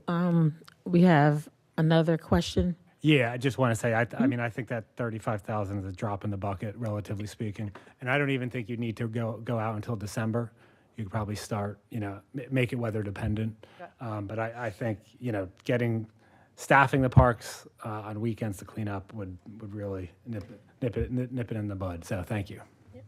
Thank you. Council Member Willard, and then we have 2 more budget hearings. So the floor is yours, Council Member Willard. Thank you, Madam Chair. And I'm going to be really quick. I want to thank Director Phillips. You gave an incredibly comprehensive overview of the department. And I just want to say how much I was inspired and respect the kind of dynamic vision you have for the department and bringing in new programs for young people. Young people have different interests today, and you know, your ability to pilot programs and experiment, and then, you know, talk about ways to make them permanent. And then you have a combination of sports and other types of programming. So I really just want to say thank you for your leadership. And my question is, and I also want to say, you know, the programs are open more than just they're open to everybody. And so I've seen your ability to kind of advertise them, expand the programming, and get more people involved. And we all need to, you know, get more fit. And so I just think you offer really important programs to young people, to adults, to seniors. And I just want to thank you for your work. And my one question is just how can council support you, can support this department, can make sure that that the Department of Parks and Rec is successful. And with that, same thing, how can the community work effectively with the department? So that's just my one question. Thank you. Oh, well, thank you. Thank you for the compliment, the boost of encouragement. We love what we do at Parks and Recreation, and so we're always excited to partner with the community, with City Council. I, you know, am really proud that we've worked hard to have a really good, positive working relationship with City Council members. You know, when I see everyone, I try to make sure that it's very formal here, but then I may be calling you by your first name when I see you out in public, and it's always a big hug and, hey, how's things going? How can I support? And so you all are doing it, and I continue to ask you to share the information that we provide. Ms. Carmen, our administrative assistant, she tries to make sure that she's sending you all the things about our, you know, events. And so coming out, we have, shameless plug, 2 of them coming up that we have Tennis in the Streets, May 2nd, so please come support that. National Senior Health and Fitness Day, council members, please come support that. Christian Willauer actually participates with Coach Barry Monday, Wednesday, or Friday. God bless her. I don't fool with Coach Barry. But nonetheless, I just want to say, you know, continue to just share our programs, initiatives. If you have ideas about things that we can, you know, improve upon, I'm always all ears. Anything that you would like to partner with us on, I think partnership is really important. I'm big on transformational leadership and collaboration. And so I'm just, you know, any way that we can ensure that the community knows we have recreational, educational, and cultural activities, which will be a part of our new slogan, We Wreck the City. So Great. there's that. I love that. I have a follow-up, Madam Chair. Yes. Mm-hmm. I just, you know, your enthusiasm and your is really contagious. And I do want to say Coach Barry, you know, has offered me the chance to get in shape, which I'm super grateful for. So I think that the programs you offer are really important for the residents of the city. And again, I just want to underline that your department does super important work. I want to thank everybody for doing what you do. And I want to make sure that you have the resources that you need to be successful. Thank you. Thank you. Thank you, council members. I'm going to turn it over to Ms. Jamila Davy, who has a public comment. Ms. Davy? Hi there. Thank you, Chairwoman Farley, and thank you, Dr. Phillips, for all your work in Parks and Rec and for your department, everyone, the contributions there. As you know, I am one of the city's big fans of the Rodney Reservoir Park that is coming online later this summer, and I want to thank the city of Wilmington. For its commitment to that site, to Parks and Rec for the work they're doing now, and to Public Works as well. I think the Rodney Reservoir project is, although there were bumps in the road, it really is a example of a successful city community partnership. And we are so appreciative that Green for the Greater Good was able to be a part of the working group, and to have the opportunity to connect community voices and to make a real impact at that site. And it's just amazing to see it coming into being. This park that is going to serve the well-being of our community as a place that urban folks can go to experience nature, with this amazing community garden and outdoor, and the whole site is a outdoor classroom. And through the ecosystem services that the trees and the meadow are going to perform for our community to increase wildlife and to clean the air and absorb stormwater and all that stuff. So, it's really amazing. And we are so excited to, it's amazing to hear this like range of programs you offer, Dr. Phillips, and to think about ways that we can collaborate with you, to continue to offer new exciting things for our youth and our adults. So we're really eager to continue to work with you to engage, to catalyze resident engagement, and to catalyze collaboration across community groups as well, to help deliver on this kind of vision that the community has cultivated for the site as like a hub of citizen stewardship. I think that people, site for communities are, and you mentioned this when you spoke of Friends of the Parks, people who are, stewards, care about these spaces, and it helps, make them strong. As a site for nature-based learning, even workforce development for green jobs, and last but not least for community resource gathering and food justice work. So, and research shows that engaging the community in actual stewardship and planning of these spaces is good for cohesion. It's something that's in the pillars of the Wilmington 28 plan, and especially when it comes to community gardens, research shows that community-led gardens ensure that these spaces are extensions of our neighborhoods, that we're building that community cohesion because community members are building trust, working together toward a collective purpose. And it even leads to things like civic engagement and, um, not to mention, making sure it's a well functioning, garden with retention. So, and our community has been super involved in this space, and we look forward to opportunities to keep working with you and your team, to come up with new programs. Thank you. Thank you. Thank you, Ms. Davy, for your comments. Thank you, council members. And again, Director Phillips, thank you for the thorough overview, because your department is one of the ones that is closest to the community. So thank you for just breaking everything down and sharing the information that was needed. So at this time, again, I want to thank Mr. Nahid, the OMB Fiscal and Operational Analyst. Thank you again, Dr. Phillips, for presenting this evening. And any other follow-up information, I'm going to ask that it be provided to Ms. Bass Knight. And at this time, I'm going to ask that we take a 10-minute break. Council members, hold on, looks like somebody else. Okay, we have one other person from the public. Mr. Nicholas, you have a comment, sir? Mr. Nicholas? Hi, hello, my name is Nicholas Alfahel. I currently serve as the president of the Cool Spring Tilton Neighborhood Association, which is located in the 5th District. Can you all hear me? Yes, we can. Thank you. Okay. So I'm the president of the Cool Spring Tilton Neighborhood Association, which is currently located in the 5th District. I want to thank you, Director Phillips, for this thorough review of your department budget. So you just walked us through a list of planned improvements to city parks for the upcoming fiscal year. And I wonder if there is or has been a consistent process in engaging the community to develop those plans. So I see there is a plan for improvements at Tilton Park, which is currently within the boundaries of the civic association I represent.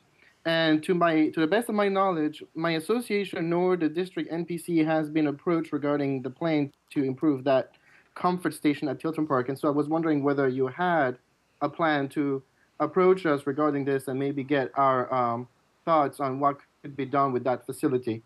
So here's my question. Thank you. Oh, yes. Hi, Nicholas. Hope all is well.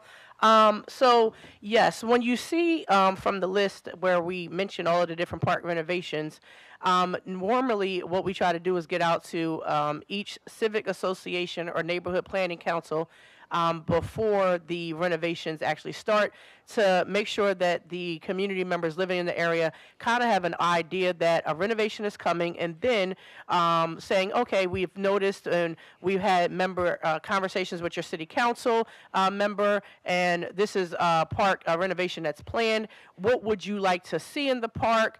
What would you like to, what would you like to see removed? Those sorts of things. And then we try to come up with a happy medium. We recently did this, well, there was my predecessor did this. I would say I'll use Canby Park as an example.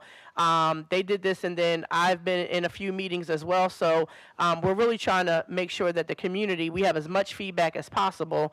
And then from there, though sometimes that makes the construction drawings change a little bit sometimes. And then from there, we go into the whole bid process. But yes, our goal is to always make sure that we are involved with the community and that we are having active conversations to see what you would like to see in your public parks. Thank you, Dr. Phillips. Thank you, Nicholas. We're going to move on. If you have any additional information that you want to share with council, you can reach out to myself and or Ms. Bassnight. Okay?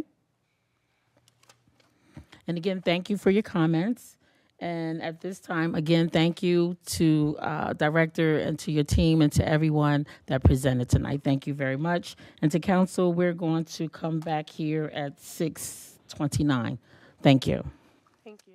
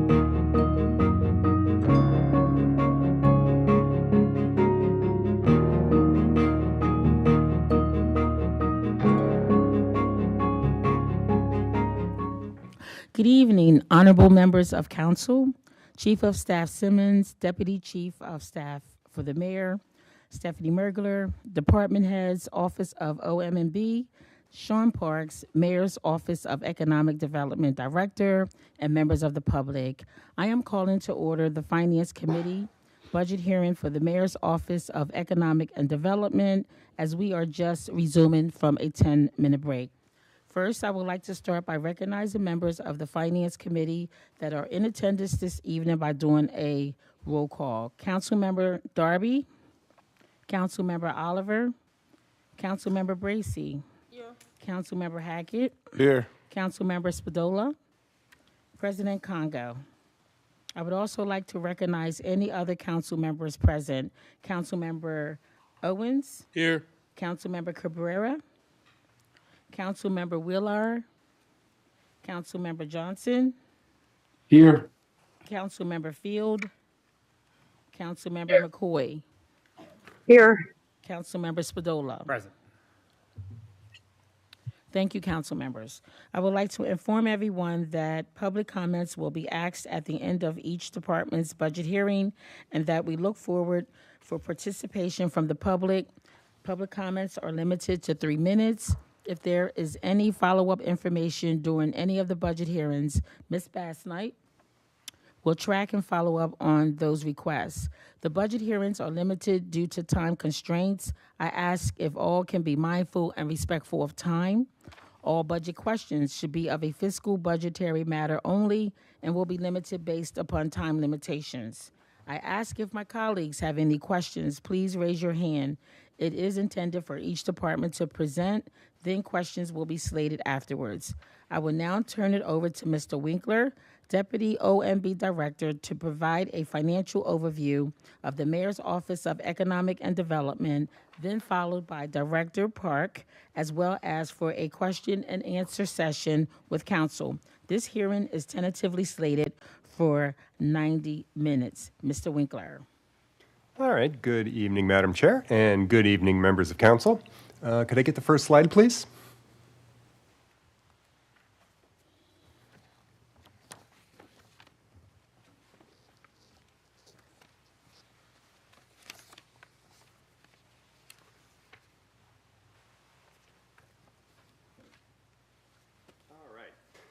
So the FY 2026 proposed Office of Economic Development budget, inclusive of the Small and Minority Business Enterprise Office, or SMBEO, is nearly $1.2 million.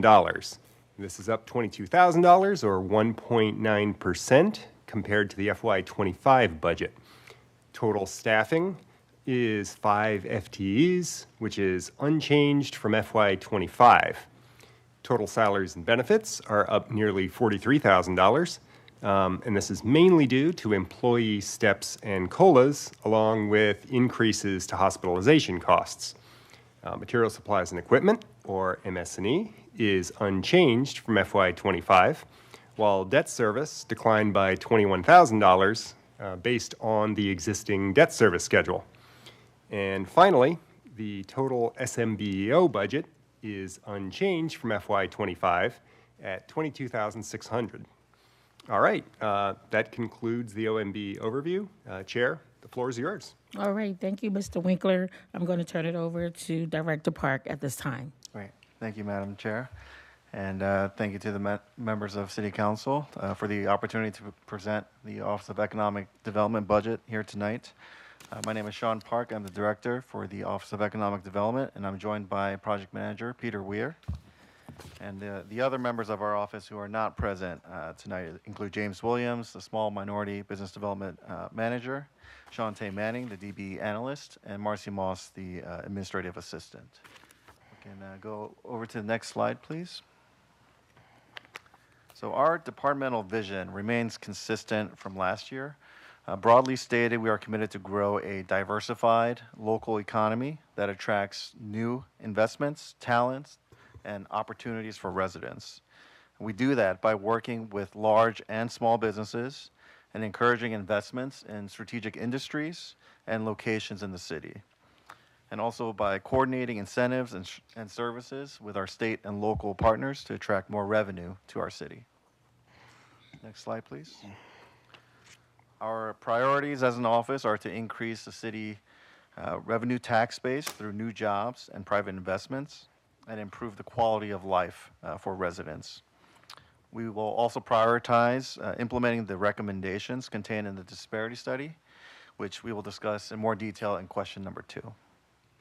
Next slide, please. Okay, Okay, so this ends your overview. All right, thank you, Mr. Park. I want to acknowledge Councilmember Oliver and Councilmember Cabrera Thank you. and Councilmember Bracy. Okay, we're going to just jump right into our questions, Director Park. Number 1, with the evolving changes regarding federal grant funding, while understanding possible legal challenges, can you please share if this budget addresses any contingency funds or planning for assisting small minority business programs and nonprofits that could bear the most financial impact with regards to diversity, inclusion, that perhaps could be on the chopping block for federal funding? And you can just go through each one of the bullet points. great, thank you. Could I get the next slide, please? So the Office of Economic Development's products and services, luckily, are not contingent on federal funding. For our strategic fund set aside, we had 350 authorized by this council last fiscal year. In our current FY2026 budget that we're proposing, we are also including $22,000, $600 in set-aside funds for helping to implement the recommendations of the disparity study in the SMBEO program led by James Williams. And consultant funds are also available to continue to assist small businesses. And we can get into more detail on this on question 4 on the creative ways we're using consultants to particularly support small minority-owned businesses. The one area where I do worry a bit about federal funding impacts is with our community development financial institutions. These are the Truaxis Capital, the WEDCO, the Grow America Fund, because they help administer SBA loans, SBA 7A loans, SBA 504 loans, which that's dependent on federal funding. But we are working in close partnership with our CDFI partners, and they have not raised that concern yet. But in the case of any federal funding going away for SBA funds, we will work creatively with our strategic funds, with the other funding sources our partners have available, and continue to offer assistance to small businesses. One point I wanted to make is that the question asked about nonprofits. And traditionally, our office has not supported the programming in nonprofits simply because it doesn't necessarily contribute to the tax revenue base. But we have gotten into agreements with nonprofits in the past for investments in property, because this translates into additional tax revenues and permit fees for the city. So that is ways. These are the ways that we can assist nonprofits going forward. Okay. Okay, and we can move on to the next slide, please.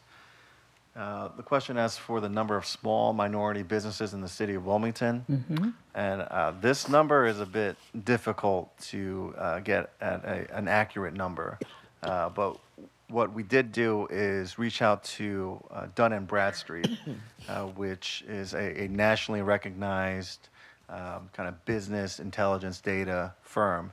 And their data scientists have estimated 170 active small minority businesses within the city of Wilmington. And this number was put together through a variety of sources, SBA data sets, trade data, and other factors such as like having an active website, active phone number. These are the methods used for Dun & Bradstreet to come up with this 170 number. But I just want to state that this is not a city of Wilmington data source. So I'll continue to work to get a more refined number, but this is the best that we can do at this moment. Okay, so that was the small minority businesses. So, And then the share next slide. the number of businesses in the city of Wilmington. So this slide, we have more direct control over the data in terms of just the business licenses that we received.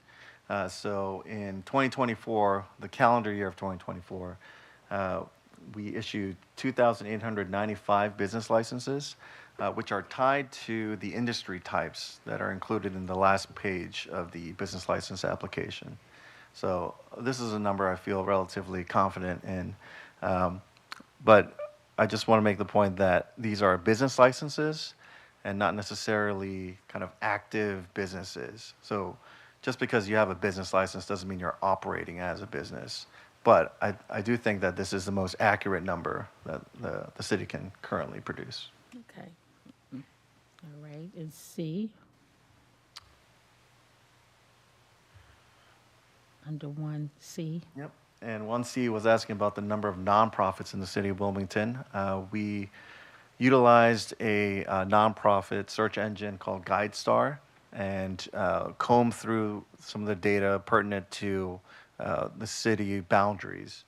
And we found 922 active 501c3 organizations, meaning that they have a certificate of good standing and they filed tax form 990 last year to verify kind of their status as a nonprofit. Okay. All right, so we're going to move into question number 2. Considering that one of council's budget priorities is economic development, can you please share how this budget is in alignment with that priority by specifying the following? And you can answer A and the bullet, B, and then the bullet. Great. So you can just go down the line of questions. Can do. Okay, starting with A on the next slide. So as mentioned previously, this council approved $350,000 in the minority business set aside of our strategic funds last fiscal year. And I want to make the point that after our office spends down these funds, we'll continue to utilize the remainder of the strategic funds to fund agreements as needed with minority-owned businesses. Just because we spend down this set aside doesn't mean we're not going to spend on minority-owned businesses going forward. And then the next slide for question 2B. This is on the operating budget side of our office. We allocate $22,600 for the SMBEO office, and this primarily goes to help fund events that are meant to help implement the disparity study recommendations. So some of the ones that are highlighted here include procurement events with True Access Capital, the SBDC, Newcastle County, the SBA, and the Apex Accelerator. Something that we implemented last year was a procurement class, particularly for construction firms, with Turner Construction, which is a class offered free of charge to the city of Wilmington. We just have to pay for the graduation ceremony expenses. And we plan to offer that again in Q3 of this year. And the last bullet point here is a new initiative we're rolling out starting on May 6th with Public Works. We're calling it DBE Day events. And the point of these events is to introduce our DBE vendors with the decision makers of relevant city departments. So it's to kind of start relationships with the various offices and introduce the DBE firms to each other for the possibility of joint ventures. And just to get into the pipeline of the types of activities that the various departments procure for. So again, the next one is May 6th, and we plan on doing a series of these with other departments as well.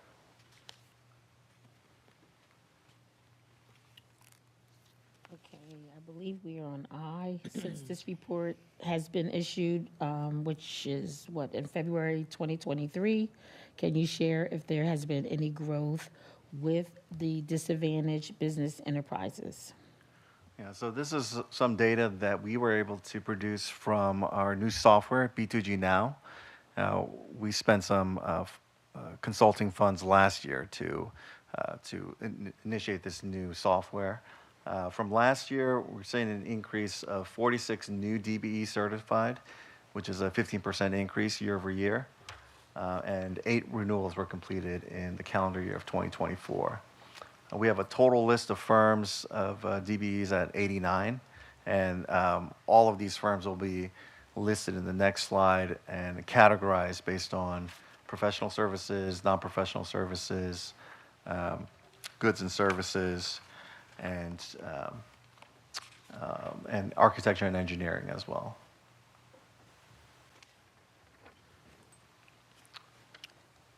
Yep, so this is the slide that I mentioned.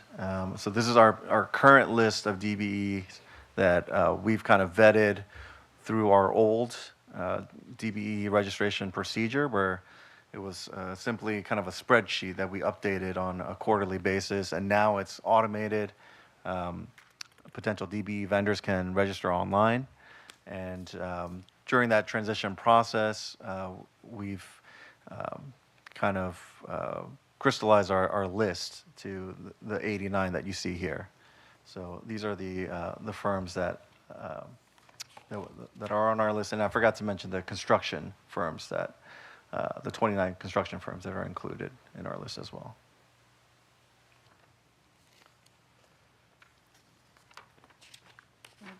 Okay.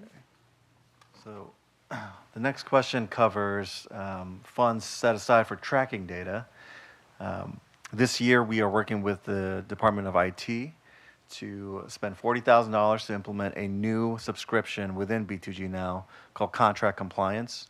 And the point of this software is to start to collect data on subcontractors and not just prime contractors, which we currently have access to. James Williams and I believe that most of the DBE firms that are involved in the procurement of City of Wilmington services often participate as subcontractors rather than prime. So it's very important that we get this data. And this is kind of the next step up from our data collection efforts and our funding spent to implement the data recommendations in the disparity study. So B2G Now, we've signed the contract. The implementation should be underway, and we're gearing up for kind of these quarterly dashboard updates on the DBE initiative that we're going to present on a quarterly basis. What we have a meeting cadence set up we're calling it the DBE Program Steering Committee, which involves all the city department leaders, and as well as Kendra Brumfield Nwanga from Council, to be informed of updates on the DBE program. So we are working with Third Line, which is a vendor that the audit department has hired, and they are kind of helping us prepare these dashboards that we can present on a quarterly basis.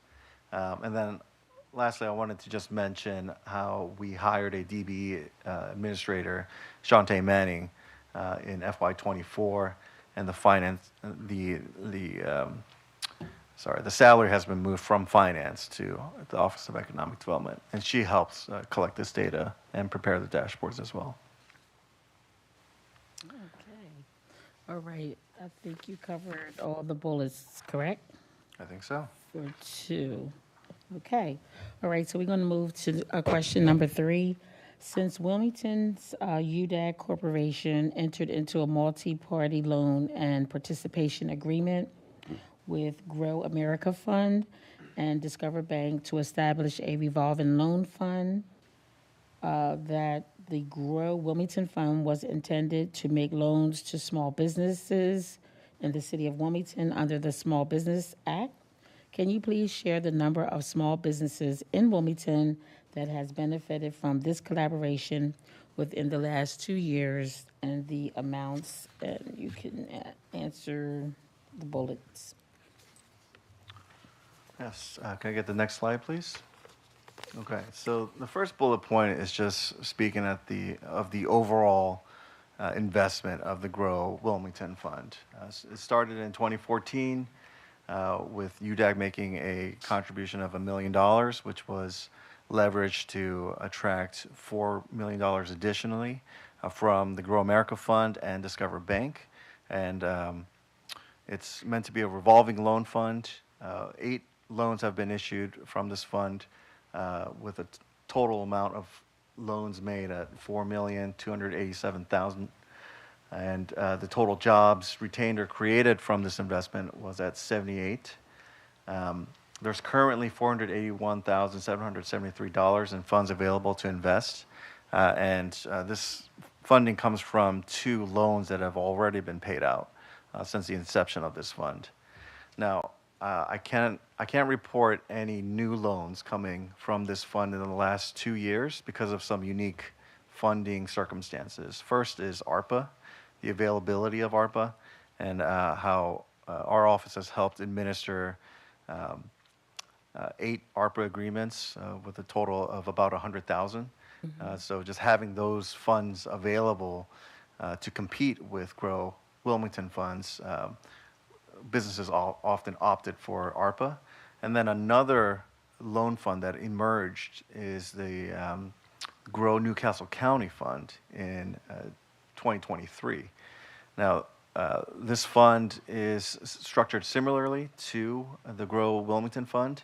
And actually, the Grow Wilmington Fund helped spawn the Grow Delaware Fund in 2017 and then the Grow Newcastle County Fund in 2023.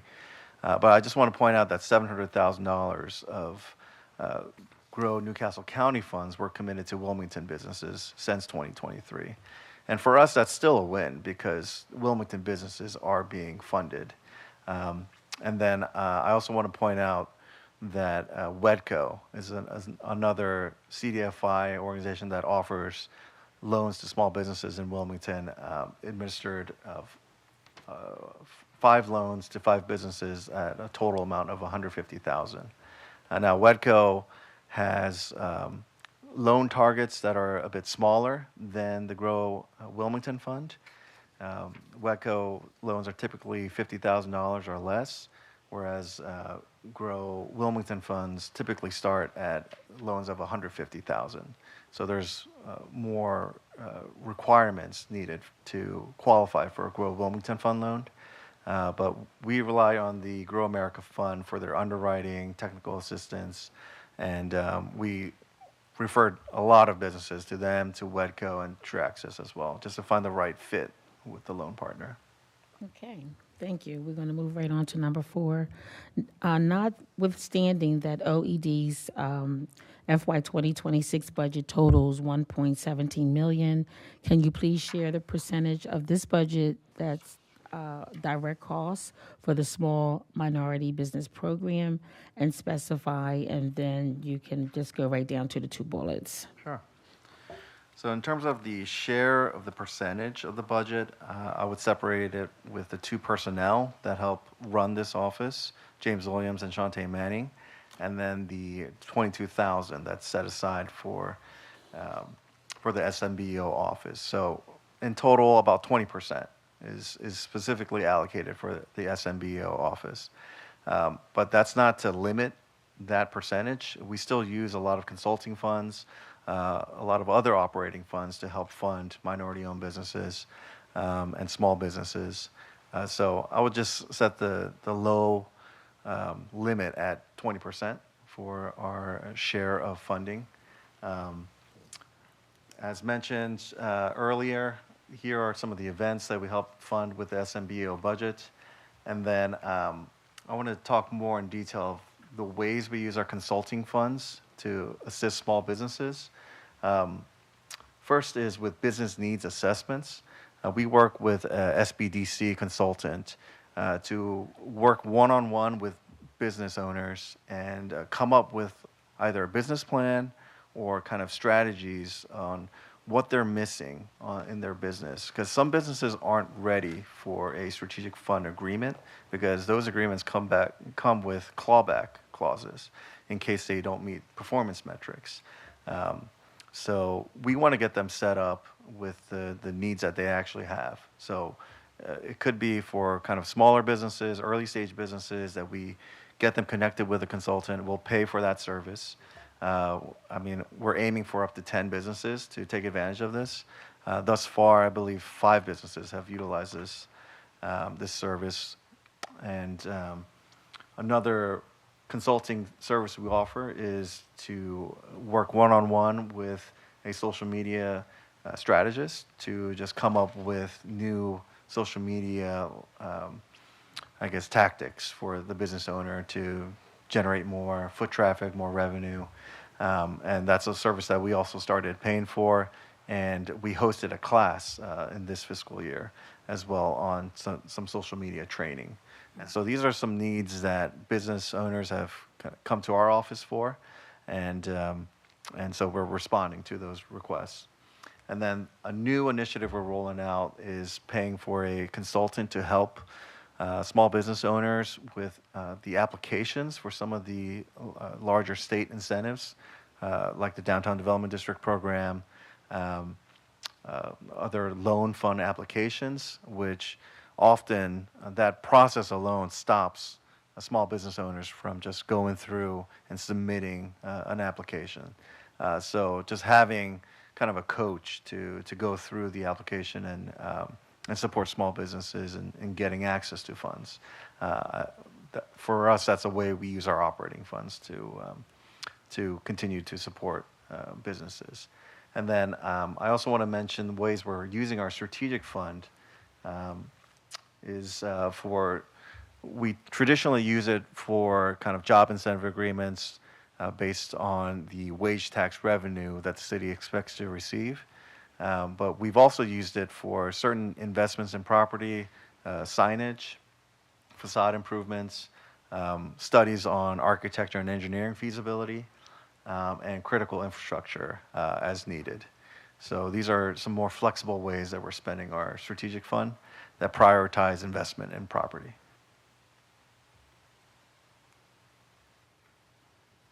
Okay. Did you cover that last bullet regarding program application support? Yeah, so that's the consultant that we utilize for DDD applications, for loan applications, and just kind of coaching the business owner through those processes. Okay, all right, that's support. Okay, great. Okay, we're going to move on to number 5. Can you please discuss the incentives the City of Wilmington offers to major and small businesses seeking to relocate to the City of Wilmington, as well as to attract and retain businesses to keep Wilmington competitive and on par? As you can see, this is a lot underneath.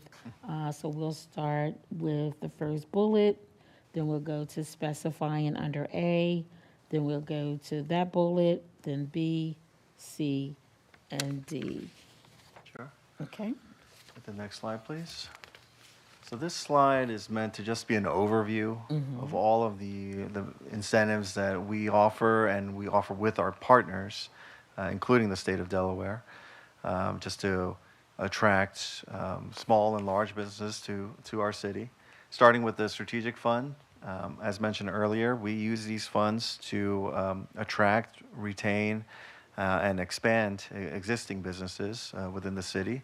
And we structure most of these agreements through job incentive agreements, whereby we'll get a projection of the increased wage tax revenue that the city expects to receive from a new company coming to the city.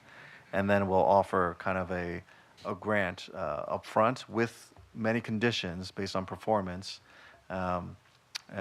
And that amount usually gets offset within 2 years of the business being in the city of Wilmington. So this is our major tool that we use. And Peter Weir will later on just describe the returns on investment that we've had using the strategic fund. So the job incentives is one component of the strategic fund. Another is the property investment. As mentioned earlier, the architecture, engineering, feasibility, the facade improvements. Under the operating budget, We utilized our consulting funds to coach small businesses, work with them one-on-one, as well as for strategic planning. So we've funded some planning studies before, such as the 7th Street Peninsula infrastructure improvements, and that study was used to acquire $4.7 million from the Transportation Infrastructure Investment Fund at the state level.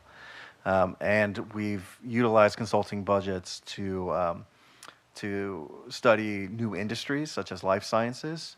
And I think it's particularly relevant now with Insight moving into the city of Wilmington, that there's some momentum here behind this life sciences industry. With advertising, we work with our partners like Downtown Visions. We're piloting a new initiative with DETV to kind of spotlight certain industries, certain businesses within the city.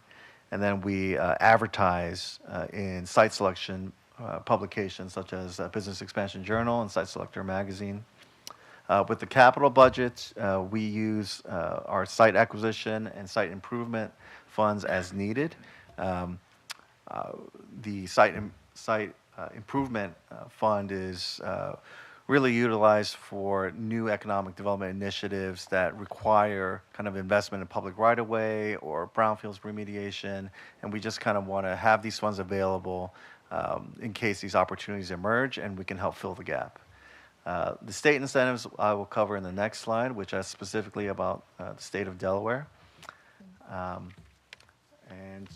So the state incentives include the Delaware Prosperity Partnership, which works collaboratively with the Council on Development Finance on job incentive agreements and capital investments. And sometimes the Office of Economic Development will make commitment letters using our strategic funds to help offset the costs of a business potentially moving into the state of Delaware. So we'll work with DPP for the major employers that are out of state that we're trying to attract to the city. The Division of Small Business, we work with them on we promote their EDGE grant program, which is competitive for businesses.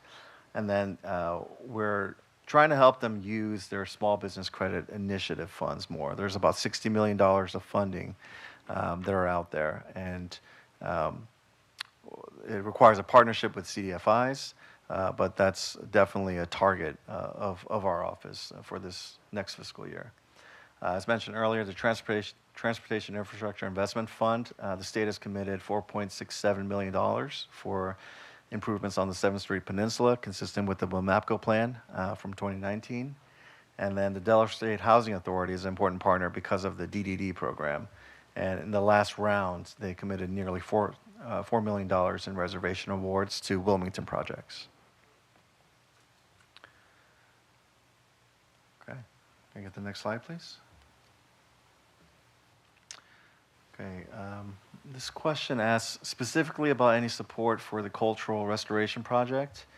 And as I've stated earlier, OED rarely helps fund with the operations of a nonprofit. We have on occasion helped with the property improvements expenses. But I just wanted to note that the Cultural Restoration Project is a 501c3 since 2016, and the city has committed $150,000 in ARPA funds recently. The next slide, please. Okay, this question asks about the number of new businesses within the city in the last 2 years. And again, going back to the business license number that we get from Ptolemy, we're seeing an increase of 158 business licenses since 2022, which is about an 8% increase during that time. So we're seeing positive momentum since the low of 2020, and we have surpassed the high of 2019. Mm-hmm. Okay, next slide, please. Okay, this question asks about the OED's website being more user-friendly. Our office is in a unique position to have kind of two websites. First is our page on the city's website, which is it needs to be updated. But the update I would request is that they link to the latest website that we helped launch in 2020, which is choosewilmingtonde.org. We worked with an economic development website consultant to manage this and develop this product, Golden Shovel. It's gotten some pretty good ratings from their agency and from others in the economic development space. So I would encourage kind of residents and site selectors more to visit our office's website, which is more up to date.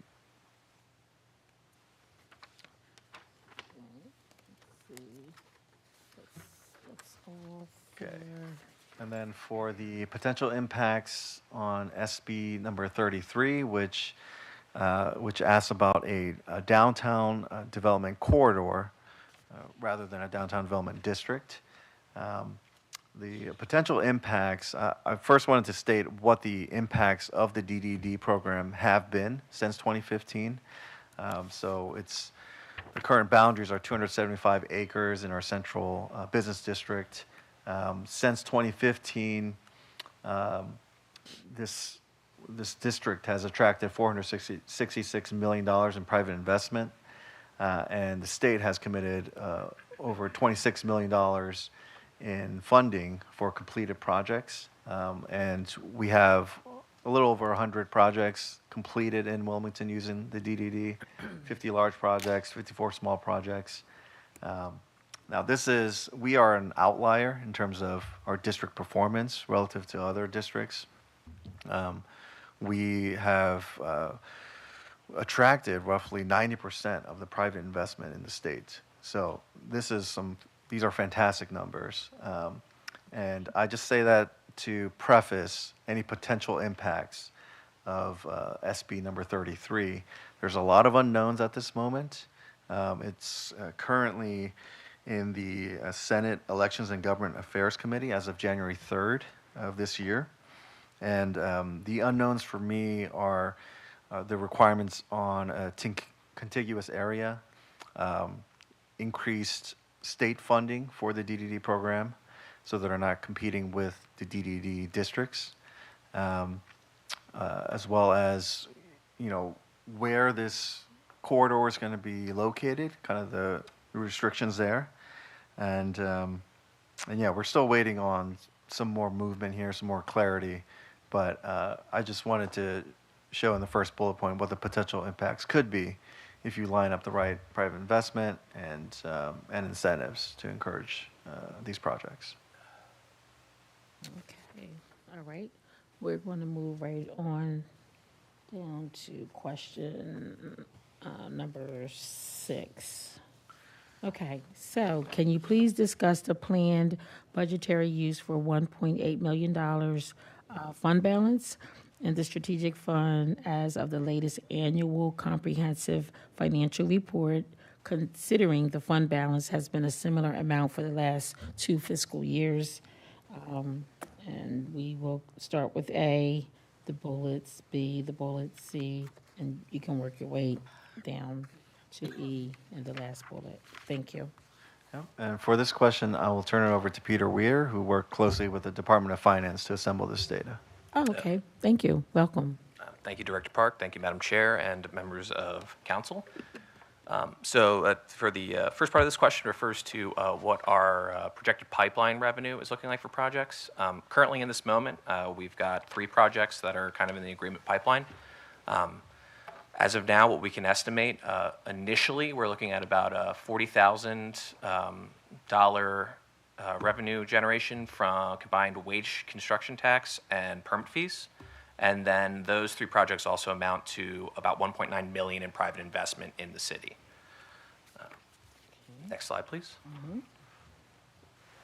So just a quick overview of our strategic fund. Director Park already touched on some of this, but for the newer members of Council, just a refresher.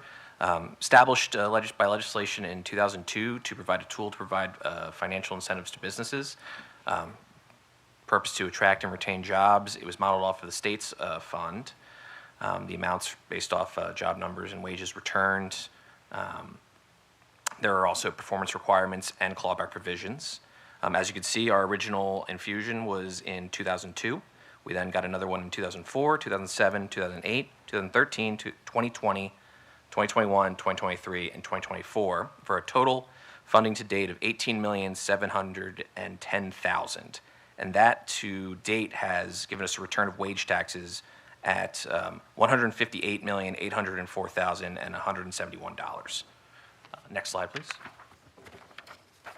So this slide is an overview of the FY25 strategic fund activity. So we began this fiscal year with $2,167,000, $167,966. To this point, our expenditures, money spent, has been $824,000. Our encumbrances are at $279,750,000. Encumbrances are funds that have already been committed through agreements, but we have yet to draw down those funds. And then this year, we received a repayment of $300,000 from a business that we had identified as being in breach of contract. So OED worked with the law department to initiate the clawback provisions to get our money back. So as of April 25, we have a available balance of $1,363,703. Next slide, please. This next slide gets a little more granular for the breakdown of our strategic fund expenditures, asking specifically what was for small businesses and minority businesses. As I said earlier, our total expenditures have been $824,513. Of that, the amount that was spent on small minority-owned businesses was $515,655, which is roughly 63% of our total expenditures have gone towards small and minority-owned businesses. The next slide, please. So this is a further breakdown of our minority business development program, which is usually been done as a set-aside.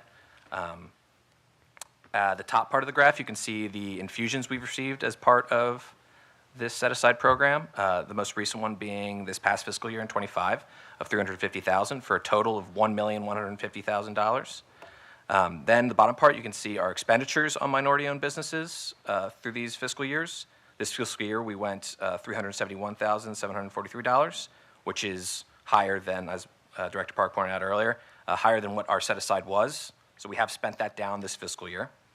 And then that's a total of $1,187,853,000 spent on minority-owned businesses, and just made the one point about how, in addition, we've spent $37,853 on funds that were not attached to the set-aside, but out of our strategic fund on minority-owned businesses. Okay. All right, we're going to move on to question number 7. Okay, so can you please discuss the amount of revenues generated and collected directly as a result of the Office of Economic Development's efforts for FY 2023 through FY 2025 year to date? And you can answer that one bullet. All right. Next slide, please. So we have the way we collect this money is, or the way we collect this data is for calendar year, not fiscal, the way the tax comes in, the tax returns come in. So for this past year, in calendar year of 2024, we made $10,959,257.63 in wage taxes from strategic fund businesses. That was an increase from the year before at $10,454,103.40, which was also higher than the previous year of 2022, which once again, as I stated earlier, has led us to a total return on wage tax from strategic funds at $158,804,171.68. And on the next slide, it's just a visual representation of these funds. As you can see, it's a pretty healthy, positive trend coming out of the COVID years. That's good. Okay. All right, so we're going to move right on to question number 8. Can you please discuss the planned use of $110,000 budgeted for consultants and specify any DBEs and the one bullet there? Good response. Thanks. Great. The next slide, please.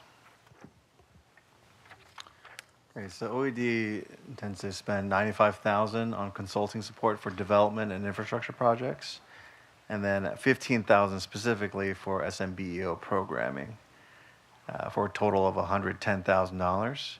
And the next slide will detail a few consultants that we propose to work with in FY26, 3 of which are DBEs. As stated earlier, we're starting business needs assessments. That consultant is the Savory Group, which is a DBE. Aaliyah Hammond Consulting is leading our social media marketing strategy developments, working one-on-one with business owners.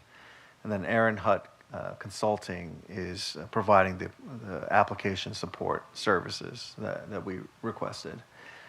Some ongoing expenses for FY26 include Golden Shovel, our economic development website. They host the website for us and write articles and have been a great resource thus far. And we're also exploring some new subscriptions with Dun & Bradstreet to get more intelligence on business data. And then the CoStar Realty Group for real estate information. Okay, all right. Question number 9. Can you please discuss the planned use for $16,000 budgeted for advertising, marketing, and share the number of businesses the city marketed the last 2 years? And we have A and then a bullet underneath of A. Okay, next slide, please. As the OED is committing, is requesting $12,000 for city-oriented advertising and promotion of content in local regional publications, one of which is the Ladybug Festival in 2025. And then funds we specifically set aside for advertising in SMBEO is $2,000. And the next slide will cover question 9A on the number of businesses the city marketed. So our office doesn't market any particular business, like single them out, because then we get into like picking winners and losers. And what we would rather do is fund advertisements for events, which cover a broad number of businesses. So some of the events that we helped sponsor for advertisements in the last 2 years are the Restaurant Week, the Black Restaurant Week, the Ladybug Festival, and the Brandywine Arts Festival. And then we also work with our partners that specialize in advertising, such as the Greater Wilmington Convention and Visitors Bureau, Downtown Visions, and we're piloting some new programs with King Creative and DETV as well. So I think these are more appropriate outlets to highlight specific businesses. I will say the one area where we have highlighted individual businesses are in our website, where we interview some business owners for kind of like a blog on our website just to feature certain areas. So we're always looking for suggestions on some new businesses to highlight there. Okay.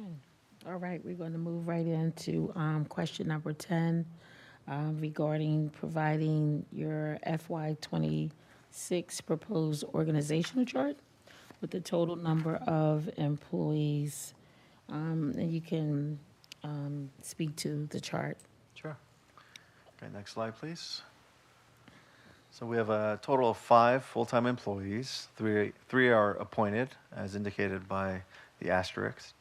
And James Williams leads the Small and Minority Business Development Office and oversees Shantae Manning, the DBE analyst. And I oversee the entire office, including Marcy Moss, the admin, Peter Weir, the project manager. And 2 of these employees are merit as well. Okay, no vacancies. No vacancies. Okay, all right. Okay, so we're going to move to our final question which is, can you please provide planned use of funding allocated for the following capital projects? One, the 500,000 for infrastructure and site improvement closing fund. And you can answer A, and B, the 500,000 for site acquisitions. Great. Next slide, please. Okay, so OED oversees two capital funds. For the infrastructure and site improvement closing fund, we help provide some public infrastructure funding. So some eligible uses include the construction of new roads, utilities, site preparation work, environmental remediation, just some of the improvements needed in public right-of-way in order to complete a development project within the city. So we've utilized this for some residential projects like 2000 Pennsylvania Avenue. We help them with some of their sidewalk adjustments that are like under the bridge by that development. Because some of these improvements are in public right-of-way. So that's where I think where we can utilize these funds to kind of fill the gap. And then the site acquisition funds are just kind of funds that we like to have because it's a bit reactionary in nature, so that we can help take advantage of parcels as they become available. There's some parcels that are like, for example, the wetlands park, that we don't want to encourage additional manufacturing uses of those parcels, which are zoned for manufacturing, but are functionally more open space. So we've utilized the site acquisition fund to acquire some parcels in the wetlands to kind of combine it with the rest of the wetlands park and prevent some undesirable uses. So that's how we've utilized that funding in the past. Okay. All right. All right. Well, thank you very much for the overview and answering all the questions. So at this time, I'm going to put it out to the council members to see if they have any questions. I'm going to start with Councilmember Oliver. Is your hand up? Yes, ma'am. Oliver, Yes. Owens, and then Cabrera. Thank you, Madam Chair. I think you did a good job. Just wondering why your staff wasn't here tonight, but that's on y'all. But I have a question for you.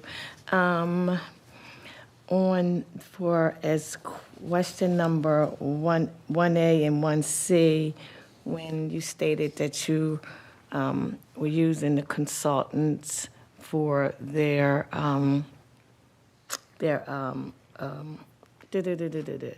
for their information. You used 170 minority-owned small businesses, and you used Dunn and Bradstreet. And on question 1C, you used another consultant. I was wondering if you could answer this question. You said this is them using their database, I'm sorry, but you're not for sure. You kind of stated like this is what they came up with their database.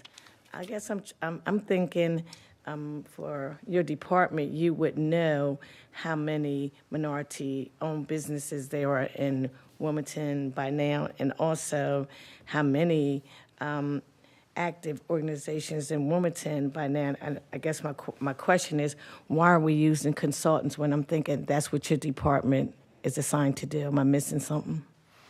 Yeah. Well, there's a limitation in the data available with the city's business licenses. We don't have the demographic data in that application process. Yeah. So as we've discussed in previous meetings, we are looking at bringing the business license process online and improving it, because we all know that it's not the most efficient process for our businesses. That gives us a really great opportunity to improve our data collection. So we can add boxes on whether or not you're a small business, which we don't have right now. We can add whether or not you're a small and minority business, which we don't necessarily collect. When we create a new vendor, we ask them if they are a DBE or if they want to apply to be a DBE, but it doesn't necessarily get collected in Munis in a way that's that we can easily pull. So as we've talked about, we have data problems. So we're working on fixing those data problems, and we have a great opportunity to do so with the new business license software. Now, you're absolutely right that this is a large part of what OED does, right. And I think that Sean is maybe being a little overly precise. Like he really wanted to make sure that these numbers were accurate, rather than just giving you the information that he knows. So, there could be a business that exists that he simply doesn't know about, so he tried to get the entire universe of this data. So he used Dun & Bradstreet and GuideStar to do that. So say if, they're out of 922 active nonprofits, we may know a lot of nonprofits, but we might not know every single one. So he was trying to be thorough and precise in the information that he gave council. But I think in the end, our goal is to rely on our own data that we collect through the business license process. And we are working to improve that data collection effort. Madam Chair. Yes. Sean, is there any way that you could break down what are active business license and what are non-active business license? I mean, in terms of the Dun & Bradstreet data? Just looking at question 1, question 1B, because you said these are 200 business licenses were issued in 2024, and then you said you're not, but you really couldn't say if they were which business license. We do know those are. One second, stay. Yeah, because you have to follow the rules. You have to say, Madam Chair, can you speak also? I think you do, right? I absolutely. Right, I see, because you did that. I noticed you've been doing that throughout the process, but I'm okay. But just like we have to address the chair, so do you, right or wrong? I apologize, Madam Chair, and I apologize. Apology accepted. Okay. So go ahead. You can ask her, can you speak? Matt? May I? May I comment? I think that's cute. Proceed. Go ahead. Okay. So that's the data that we are confident in. That is the data that we collect. Those are active business licenses. Right. Okay. So we know that those are active. We just don't know specifically through the data collection process whether those are small businesses and whether they're nonprofits. So that's what we're working. That'll be all, Madam Chair. Thank you. All right, thank you. Councilmember Owens. Yes, thank you, Madam Chair. I have 2 questions. One, the first has to do with question number 3. You talked about the Grow Wilmington Fund. And the question asks for the last 2 years, but I know you mentioned October 2014 was when the fund was established. The total loans made, is that over 11 years or is that over the last 2 years? 11 years. 11 years. Mm-hmm. And in those 11 years, it was only 8 loans given out? Correct. All right.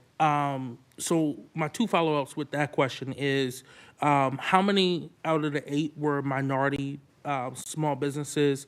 And I see that only 78 jobs were created and retained here. And just flipping a few pages forward to question 7, to the answer, the strategic fund business wage tax revenue. It seems as though since 2020, we've only seen an increase of about $900,000, $950,000 in wage tax, but we put out over $4 million. Does it usually equate to that, or am I misreading something? I'm sorry, could you repeat that last question again? I'm just trying to figure out, we put out $4.287 million based off the answer for in question 3. Mm-hmm. But when I flip forward, and again, this isn't over 11 years, this is over 4 years, we've only see an increase of $952,000 in the wage tax revenue. Yeah. So I'll address this question first. So these are 2 different funding sources. Okay. So the Grow Wilmington Fund is a revolving loan fund that we utilize UDAG for kind of seed capital. It was matched by the Grow America Fund and Discover Bank. and these are just funds available for Wilmington small businesses. Okay. The wage tax revenue figure is based on investments we've made from OED's strategic fund. So very different types of agreements here. And so that wage tax revenue number that you see, that we got returned, was kind of money that we expected to see based on the agreements that we wrote out when the new business kind of approached our office, or we reached out to them and got a number on the projected wage tax revenue. So two different funding sources there.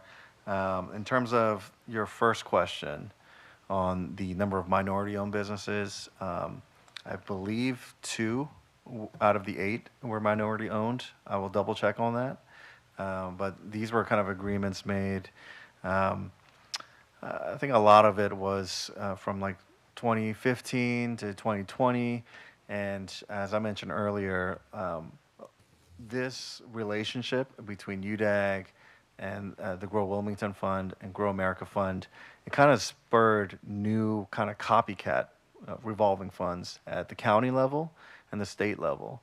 So we were the initial inspiration for setting up these loan funds, which Wilmington businesses can take advantage of as well, in addition to the Grow Wilmington Fund. So, I mean, lately we've been encouraging them to use the county fund more, use the state fund more, since they have kind of bigger balances, loan balances. But yeah, we are still looking for opportunities to invest the roughly $420,000 that we have available in the Wilmington Fund. And I had another question, Madam Chair. So my other question is, for small businesses that are impacted by non-related construction, so another business or entities doing construction, they shut down the street, they take up the parking. It has a huge impact, especially on a lot of minority businesses throughout the city. Is there any funds available for the businesses like that so that they can sustain themselves? This construction has nothing to do with their business, improvements, it'll bring more people, probably not, but it impacts how many customers can get to them.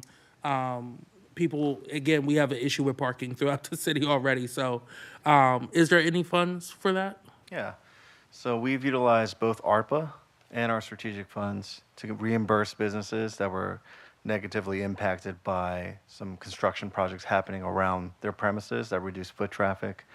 So, yeah, I mean, ARPA was the most recent funding source we tapped into for the construction along Market Street around the 400 block. But we've utilized our strategic funds for similar agreements in Southbridge and in other locations downtown as well. So those are done on a case-by-case basis, but definitely eligible uses. Thank you. Okay, Councilmember Cabrera. Thank you, Madam Chair. My first question, I have a couple questions, Madam Chair, if that's okay. Yeah, 2. One, are there any specific projects going on in that North Market Street downtown development district that I know we expanded it to that are going on currently that you could share with us? I know you shared the data, the number, et cetera, but is there anything happening right now that we would be aware of or should check out? Well, the hope is that the Villa Maria project would be the catalyst in that corner. Our theory is that developing kind of key commercial corridors within the district is going to spur kind of confidence in investors and attract the private investment. So that Villa Maria project is going to be huge for us. It's going to be a mixed-use development with senior housing on the top 3 floors, I believe, and then on the ground floor is going to be commercial retail. So that could completely change the look of that block, and it's occupying some kind of blighted properties in the previous state. And then we're working closely with kind of our community partners in that area. Dubard McGruff is one of the main, like Northeast, CDC, people that we work with to coordinate incentives. He mentioned having about $25,000 in facade grant improvements, which can layer on top of the incentives that OED has to offer. So yeah, we're hoping this one catalyst project will be the start, and we'll continue to make investments in improving the look of the block, and then hopefully tracking down more investment opportunities. Thank you. I am on the board of Ministry of Caring and Villa Maria until we appointed their own board members. So I'm glad to see that particular project, not only will it improve everything that you mentioned, it is also going to provide affordable housing, and it's going to be two-bedroom housing, which you don't always find in these units. We find that a lot of seniors do need a second room for a live-in caregiver, et cetera. So we're looking forward to that. Old Brandywine Village is another one of the partners that's bringing a lot of attention to that area, doing events and just really engaging the neighborhood. I would also suggest, and maybe have a conversation with you, how this department could help fund the History Center that our beloved friend Margaret Peg Tighe, who recently passed, put her, a lot of her energies towards that. I did find out that they're in a bit of financial trouble and would like to make that their permanent home. I'm not sure they'd like to buy it, but I don't think it's for sale. But how we could be more engaged, because it took a long time to get that History Center open. It does capture the history of our city and the people that came here and settled. So it would be shameful if, as hard as we work to get that open, if it were to close. My second question, Madam Chair, if I may proceed, is how is your outreach to the Hispanic community, to the entrepreneurs, and do you have any bilingual staff that could cater to non-English speaking or proficient speakers in that area? I can tell you that in the last 3 months, I've been contacted by a pastor who wants to come into the city, run a business on top of his ministry, private current business who never knew that we were here to provide any assistance, who is flourishing but certainly would look at opportunities to work with our department to grow their business. And another is a new entrepreneur waiting, to open a business. Of course, I gave them the necessary information to contact your department, let them know that there are funds that we on council added as additional funding to help these entrepreneurs with starting their businesses. So I'm very interested, being that, my Hispanic community are very entrepreneurial at heart, and there's a lot of Hispanic businesses throughout our city, and how we can help them thrive and grow. Sure. I think our primary contact in the Hispanic community is with the Hispanic Chamber of Commerce. We were there, before they opened their new center. I believe that was last year. They had their ribbon cutting, and kind of working through some of their initiatives on like creating kind of an incubator space and providing services to Hispanic-owned businesses. So we kind of rely on him to kind of keep us up to date. It's an ongoing conversation, just like we work with the Delaware Black Chamber, and just being aware of what the needs of the members are. For kind of business resources, I would refer to the Launcher program, and depending on what business stage the referrals that you have in mind are.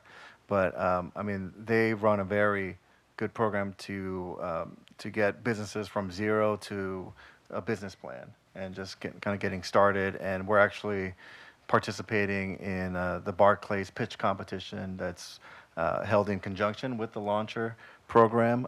That's going to be on May 7th. We're a small office, so we rely on our partners to kind of keep up to date, but we try to meet quarterly with all of our community partners just to be aware of what's going on. But if you have any referrals that you would like to pass on, please let us know, and we will be glad to follow up. Well, thank you. I'm glad to hear about the collaboration. I was also there and worked closely with them, so I'm happy to hear about that. Thank you so much. Thank you. Thank you, Councilmember Cabrera. Councilmember Willard, are you still on the line? She is. Or do you still have a question, rather? Hello, Madam Chair? Yes? Oh. Do you have a question? Yes, I had a question. Okay. Okay, thanks, Madam Chair. My question is there has been a lot of, done a lot of work and your office has done a lot of work, and there's been a lot of new investment. I think I heard $25 million in I'm not exactly sure, downtown development district, $100 million new investment. And I was just wondering, what is the relationship of all that new investment downtown and the decline in the major decline in the portion of the tax base that is going to be paid by commercial entities, given the most recent assessment? I'm just having a lot of trouble understanding how we can build up and some ways put a lot of resources towards building up, the commercial base of the city, which I think is very important. But I don't understand how the commercial base of the city is contributing so much less following the tax reassessment to the total property tax base. Sure. Because it seems like it's only growing based on like a lot of the work that your department is and others are doing. So those numbers that you cited are, I think, the downtown development district numbers, based on the most recent report by the Delaware State Housing Authority. It was roughly $26 million of state funds that translated to $466 million of private funding, private investment that went to completed downtown projects. So those are state funds, not funds that the city has offered in that $26 million. We have kind of layered some of our incentives to incentivize some of the projects, but definitely not a majority of them. Only when it fit kind of the products and services that we had. In terms of the impact on the commercial, we're just seeing a lot of demand for residential development, and I think this was kind of the goal of previous administrations to attract kind of a critical mass in downtown, create a live, work, play community. And we're seeing investment from out-of-state developers as well. Baltimore, DC, Pennsylvania come to mind as new developers developing residential properties in the city. And I think this is also evident in some of the office conversions that we're seeing. Vacant office to hotel, vacant office to market rate residential. There's just a ton of demand, I think, from the developer market to develop residential. Now, our office tries to incentivize commercial developments as much as possible, especially on the commercial corridors. That's something we're hoping to do more of this year. Not only the downtown commercial corridor, but the neighborhood commercial corridors too. That's going to be an area of focus for us, consistent with Mayor Carney's priorities. So that's an initiative we'll continue to work on, and we want to see those commercial properties increase as well. Madam Chair, could I just have a quick follow-up? Yes. Oh, it's just a lot of that development, the downtown development district properties, that is commercial development. So I guess my question is how could there be so much new commercial development and yet the property tax, the portion of the property tax is paid by commercial properties go down? Like, how can one thing grow and yet pay less taxes? I don't understand. Well, that's something I need to dig more into, but I mean, despite all the successes we've had developing commercial downtown, there's still vacancies. There's still a lot of work to do with our commercial spaces and finding new operators to occupy them. But. Madam Chair, if I may. Yes, please. Thank you. Councilwoman Wellauer, that's another aspect we can add to our analysis of the reassessment data is to see how much of the new development decreased, how much of the new commercial development kind of decreased or had a smaller percentage increase than 370%. So we can see exactly, you know, how many of these businesses actually are decreasing and how much of the overall decrease is coming from the older commercial buildings. In the end, what's really going to be helpful is to see the county's methodology, to see exactly what factors they took into account when they assessed the commercial buildings. Thank you.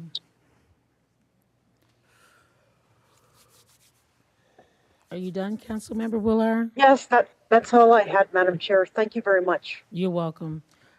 So as it relates to that topic, I know it has come up several times. And so thinking about the assessment when it was taken, which was between 21, 22, the Tyler Technologies, based on the pandemic, when they did those assessments, it looked like due to the pandemic and employees not coming into work, the commercial properties were valued lower as a result of that. And then, of course, the residential properties seem to have gone up, as we can see, as it relates to the assessments versus the market value. So I'm hoping that since Newcastle County, I believe they're going to have to do these assessments every 5 years. I'm hoping that the next time these assessments, in addition to us getting it right now, but to my understanding, they are also required to do these assessments every 5 years. So I'm hoping that it will flip back around where our commercial properties will go back up. And of course, you know, our residential properties, of course, I think it's a good thing for residential properties to go up as far as market value, of course, not assessments. But I just wanted to share that because it's been an ongoing conversation in terms of the difference in the different assessments and why. And again, the good news is that in 5 years, hopefully it will be better. Hopefully. Madam Chair. Councilmember Oliver. Thank you. Question I have is,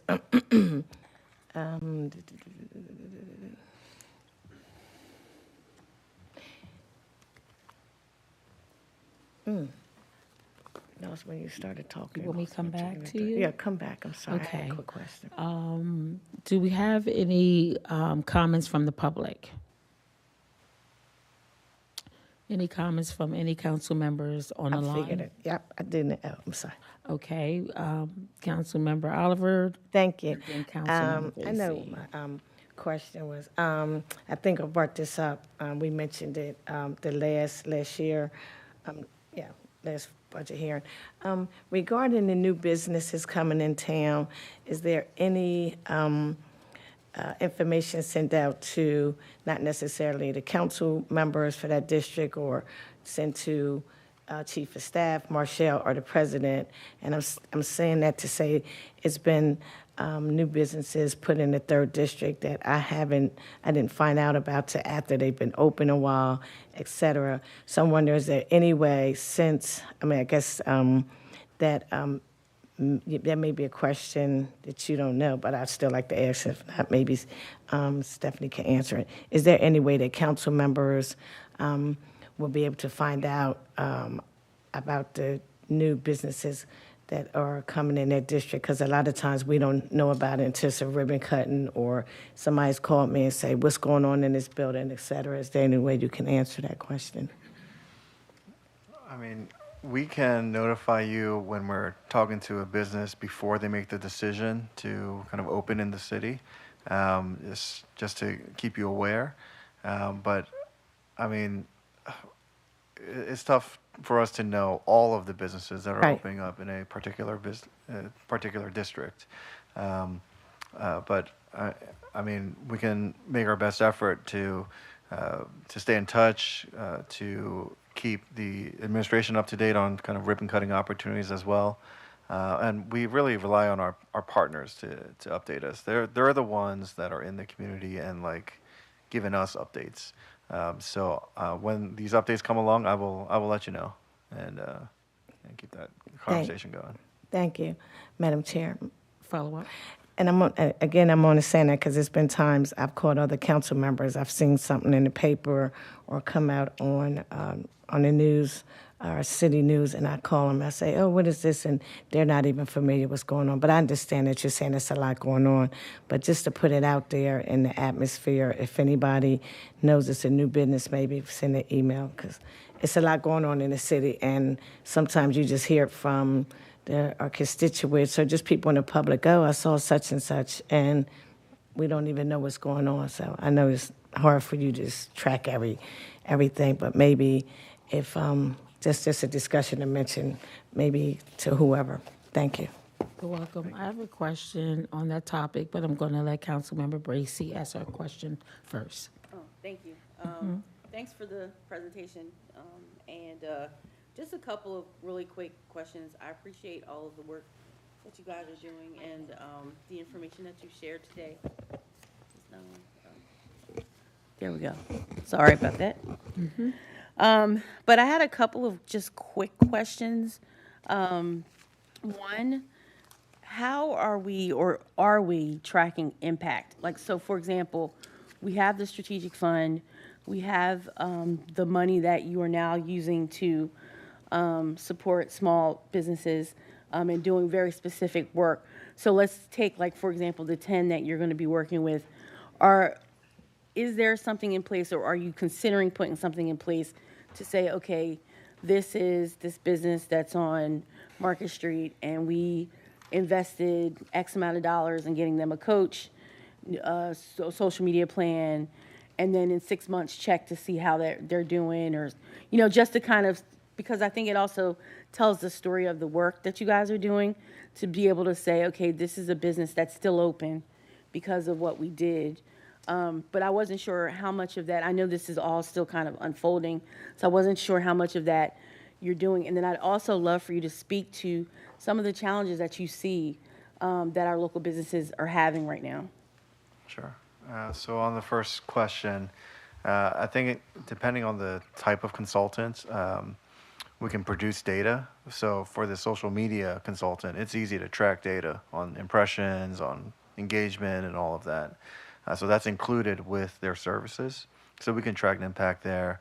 And then with consulting services to help coach businesses on program applications, I mean, the measure of success is if they got the funds or if they didn't, and kind of tracking their progress and completing applications, submitting them, and then funds received. We can help track some of that data as well.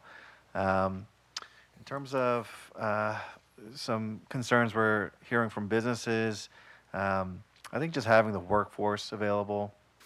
I think for me, that's the big picture concern for example, like life sciences. Insight's looking to hire 400 people at the Bracebridge buildings. Do we have the workforce here to occupy those vacancies? I think it's very encouraging that like the Eastside Charter School, the Camore Center is offering some workforce training for these types of jobs in life sciences, but is that enough? And are we able to attract enough talent to attract more of these larger life sciences companies? So to me, that's top of mind as a workforce.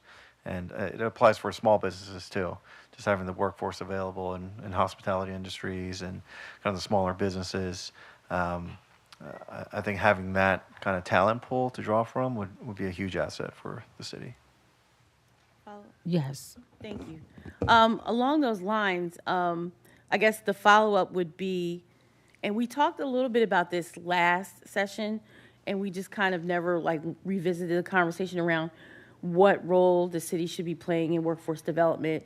Because you bring up a good point, and I'm wondering, I mean, you're a small team, so it's not like you can pop up a workforce development training program, you know, run through the city, but I'm wondering if it's worth having some conversations with existing programs to see how we partner, you know, to make sure that we are doing everything we can to get our residents ready for these jobs. So it's probably a follow-up conversation, but something to really think about. How do we prepare our workforce? to be able to apply and get these jobs and stay in these jobs that are coming into our city. Right, agreed. Happy to talk to you more about that initiative. I think another part of the equation is talent attraction and making Wilmington an appealing place to be. Because for life sciences, for example, we have the workforce in the greater Philadelphia metro area, but they don't necessarily want to live in Wilmington right now. So that's another angle that we can attack this at. So happy to follow up with you on that conversation. Thank you, Madam Chair. Okay. All right. It's 8:00. I'm going to take Councilmember Owens, and then I'm going to the public. Thank you, Madam Chair. Just kind of piggybacking off of that, I know a lot of people in my generation and the generation right behind me, they look for somewhere where they can work, but also somewhere where they can play as well too when they're looking to make a decision. There's some other factors in there that the city has no control over, like our education system. But when it comes to small businesses that attract more fun activities for individuals, what has been the investment of the city into that? Whether it's, nightlife, activities, whatsoever. I would say our sports and recreation is where we made significant investments. The soccer fields on the Wetlands Park or the Chase Field House. We're hoping to get an indoor track. I think some of this is catching on too because we're attracting other sports like pickleball. I think there's one opening up in the riverfront within this quarter.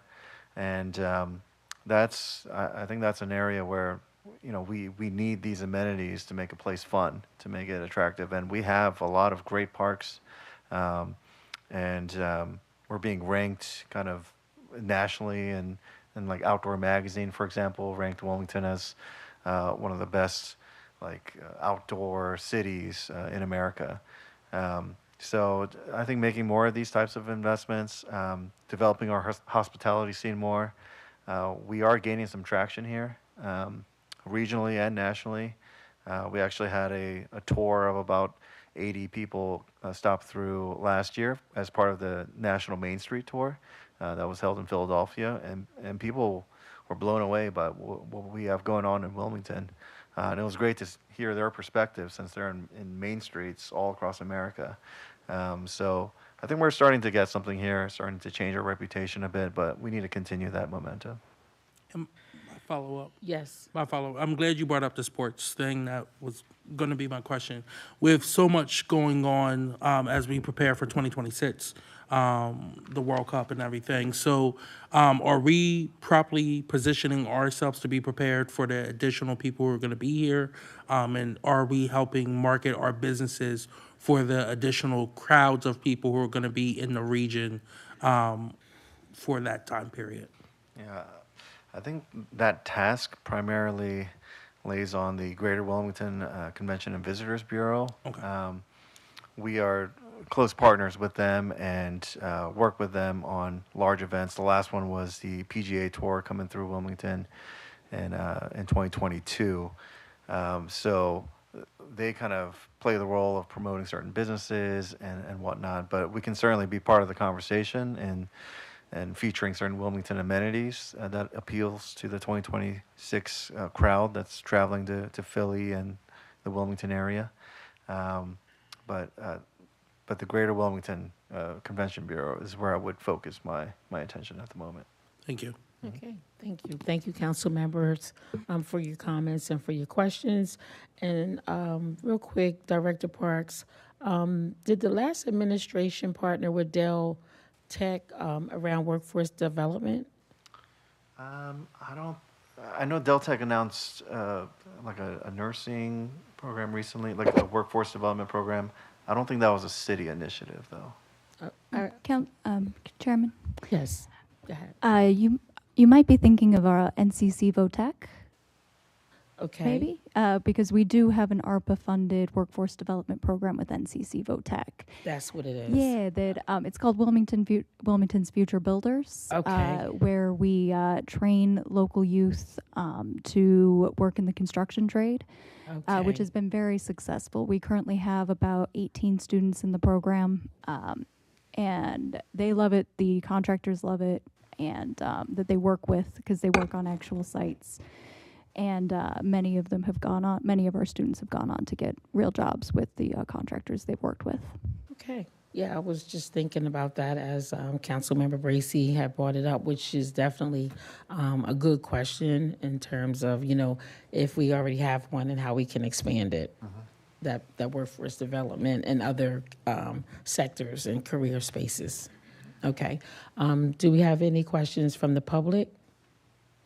Anyone from the public? Okay, well, seeing none. Okay, I would like to thank you, Ms. Director Parks, and your team, the entire team, for the presentation. I also want to remind everyone that if you have any additional follow-up information, questions that you need follow-up on, you can reach out to Ms. Bass Knight for that. And so, again, thank you, everyone, for your information. Thank you to the council members. At this time, we have one more budget hearing, and I'm going to ask the council members to please be back within 10 minutes. We're going to take a 10-minute break, and I believe that is, 8:16? Be back at 8:16. Thank you. Thank you. Thank you, everyone.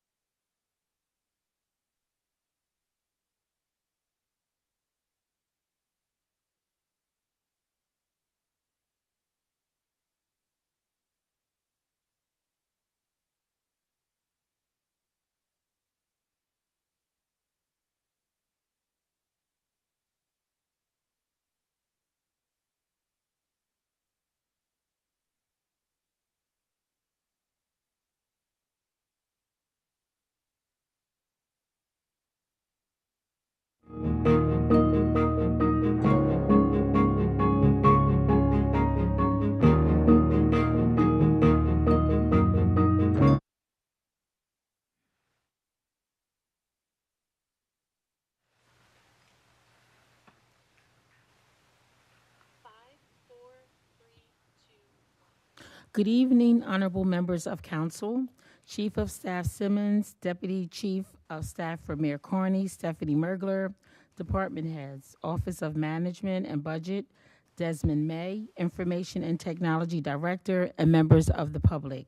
I am calling to order the Finance Committee budget hearing for the Office of Information and Technology as we are just resuming from a 10-minute break.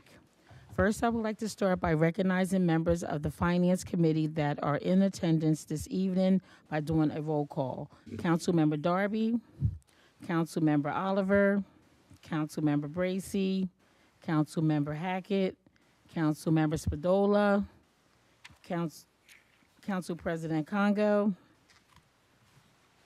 and I would also like to recognize other council members present. Councilmember Owens, Councilmember Cabrera, Present. Councilmember Willier, Councilmember Johnson, Here. Councilmember Field, and Councilmember McCoy. Thank you, council members. I would like to inform everyone that public comments will be made at the end of each department's budget hearing and that we look forward for participation, from the public. Public comments are limited to 3 minutes. If there is any follow-up information during any of the budget hearings, Ms. Bass-Knight will track and follow up on those requests. The budget hearings are limited due to time constraints, and I ask if all can be mindful and respectful of time. All budget questions should be of a fiscal budgetary matter only and will be limited based upon time limitations. I ask if my colleagues have any questions, please raise your hand.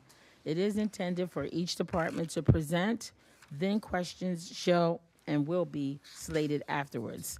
I now turn it over to Mr. Nahid, OMB, Fiscal and Operational Analyst, to provide a financial overview of the Information and Technology Department, then followed by Director May, as well as for a question and answer session with council. This hearing is tentatively slated for 90 minutes. Mr. Nahid. Good evening, Madam Chair and members of City Council. Today I'll be providing an overview of the FY 2026 Information Technologies Department budget. Next slide, please. The department's proposed operating budget request totals $11.6 million, an increase of almost $400,000 or 3.6%. Next slide, please. Notable changes are highlighted in this slide. As shown, personal services increased by over $72,000 or 3.1%, primarily due to COLAs and mandatory step increases. The elimination of the webmaster position resulted in a savings of $116,000. However, this savings was more than offset by the addition of an application support specialist 2 position at a cost of $121,000. On the MSNE side, the department's budget increased by nearly $328,000 or 4.1%. The cost of new communications equipment and computers for EMS is $166,000. Consultant expenses increased by a net $167,000. This change reflects a $181,000 increase for Diamond Technologies and the addition of $70,000 for outsourcing the city's website management. Funding for database administrator decreased by $60,000. This savings was reallocated to expand the IT intern program. Finally, there was a $161,000 reduction resulting from the elimination of the network technician consultant and Tyler Detect. Next slide, please. Lastly, other non-capitalized equipment increased by a net of nearly $90,000, exclusive of the previously mentioned EMS additions. This includes a $100,000 increase for field PC replacements, $24,000 for new laptops and monitors for land use and planning, and $55,000 to upgrade police workstations. These increases were partly offset by the elimination of $89,000 in one-time funding for IT requests from the previous year. That concludes my overview of the FY 2026 Information Technologies Department's proposed budget. Thank you. Thank you, Mr. Nahid. At this time, I'm going to turn it over to Director Mays. Good evening. Thank you, Madam Chair. And good evening, members of council. Thank you again for the opportunity to present the City of Wilmington's IT Department's FY 2026 IT budget. I just appreciate that you all, of the time that you all put into ensuring that the city grows and thrives, and I look forward to being able to discuss how our budget supports this vision. Next, I'd like to extend my sincere gratitude to Mayor Carney, Chief of Staff Cade, and Deputy Chief of Staff Stephanie Merkler for their continued leadership and support of the department. And lastly, before I start, I would like to take a moment to thank my incredible staff on the work that they do to be able to support the city and keep our systems operating smoothly. They are the backbone of what we do day to day, and they show up every day to make in a professional manner and taking the time and putting their entire energy into making sure that our systems run smoothly. So thank you all, for people who are in attendance and anyone that's watching. Thank you to my staff.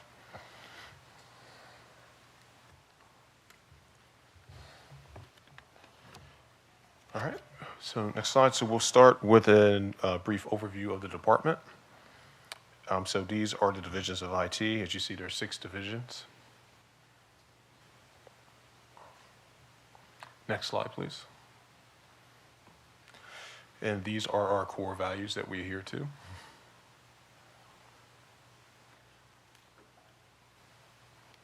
Next slide. And these are our FY2026 strategic goals that we hope to align to the business.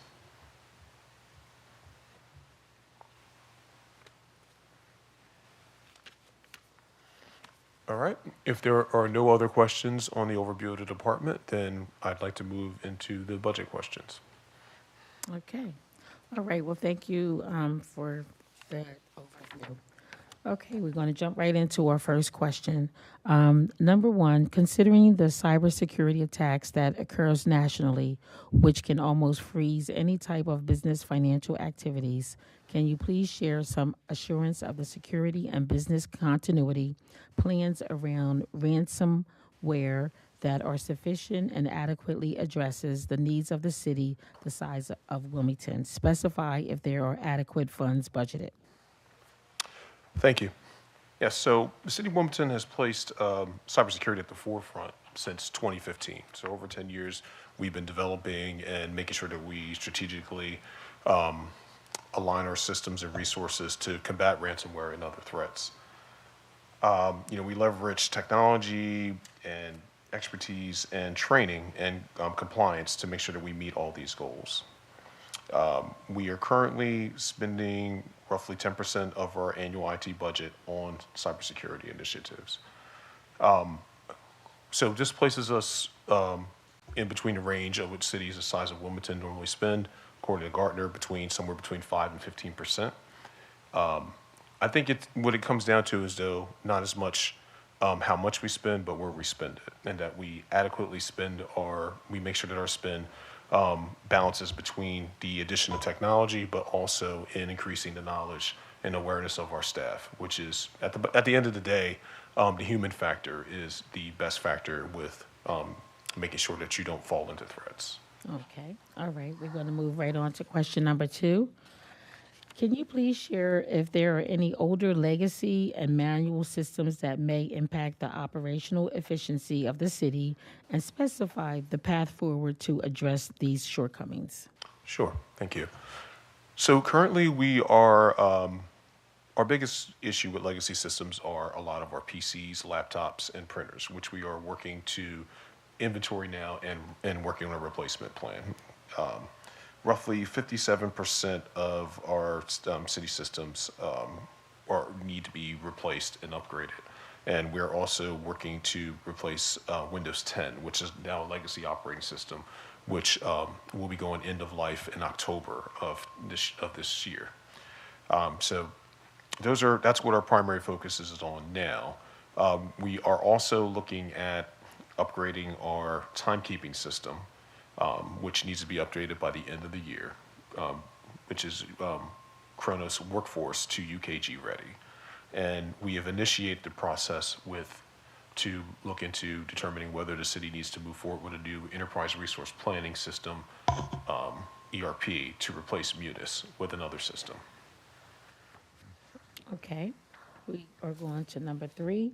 Can you please discuss any budgetary fiscal plans to address artificial intelligence and specify any potential use of city technology services for AI, as well as if any caution against use of AI for certain services?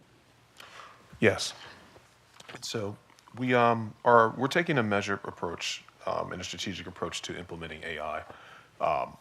We're looking at a strategic 15-month plan to starting out with identifying needs and determining use cases. We've also had several meetings with Microsoft to determine the state of readiness of the city, to which there's a lot of different work that we need to do around data governance to make sure that when we do implement AI, that we implement it in a safe fashion and safeguard the data that doesn't need to be included as part of the LLM. One of the biggest parts that we also need to do is to make sure that we have adequate training and compliance measures for our employees that are going to use AI. So we're working together with other departments. We're going to form a subcommittee with other departments to identify needs, risks, and also work on the compliance and training portion. We will have facilities for early adopters to be able to use some generative AI and other use cases, and with the intention of rolling out AI for the largest portion of the workforce within 15 months. We do currently, part of the Cloud Initiatives budget has been set aside for AI research and development for this year. Roughly $50,000 this year has been set aside to look into AI and technologies. And there are some different facets of some of the technologies and ERP systems that we use that already have AI components that are safer to use within that subset. But we're looking at this as the larger portion of AI that everybody will be using, which we're tending towards Microsoft Copilot. And I would be remiss if I did not mention that this year, again, I worked, my presentation was created with Copilot, so roughly 70% this year of this presentation was completed with Copilot and in the preparations with it. So it really helps out. Okay, all right. We're going to move right on to question number 4. Can you discuss any current vacant positions? And you can just answer 4 and 5. They're related. Okay. Yeah, so we do have 2 vacancies. It's the Senior Information Desktop Engineer and the Information Desktop Engineer positions.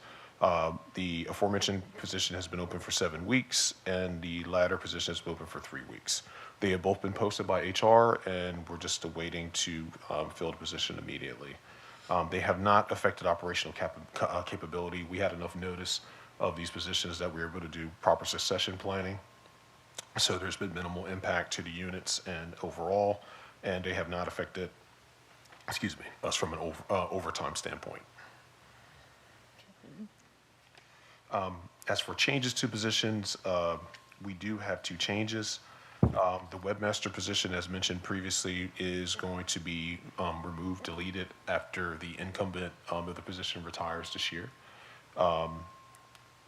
In lieu of hiring for that position, we decided that it would be better for the city and the business if we reclass this position into an application support specialist 2 position to be able to support the acquisition of some of the newer technologies while we outsource the web function to a local company One of the biggest problems that we had with the webmaster position was parity when the incumbent person went on vacation and things like that. So by outsourcing this, we were able to overcome that issue. And now we have a team of people supporting the city's web services. Okay. All right. Question number 6. Can you please discuss the planned use of $2.3 million budgeted for professional fees, up $173,000 over the prior year's budget of $2.14 million, for consultants, $107,000 for temp agencies, and $50,000 for storage record retention. And I see the grid here, and so you can talk about that and answer questions A through E. Okay. All right, next slide, please. Next slide. So the planned use of 2.3 million budget allocated for professional fees reflects a strategic approach to supplementing the organization's IT functions through consultants, contractors, and temporary personnel. Small IT departments often face limitations in resources and expertise, making external support essential for maintaining operations efficiently and achieving project goals. The increase this year is primarily due to increasing the increases with the webmaster outsourcing. Additionally, along with the adding more funding for the project management and business analyst consultants that we requested last year. And also, there was a major expansion in the internship program as we have the looming hardware replacement and operating system replacement with Windows 11, which we need more hands on deck, but will also provide reciprocal experience for the interns. So that's pretty much the overview of the increased expenditures for the consultants and the need for those. All right, so next slide.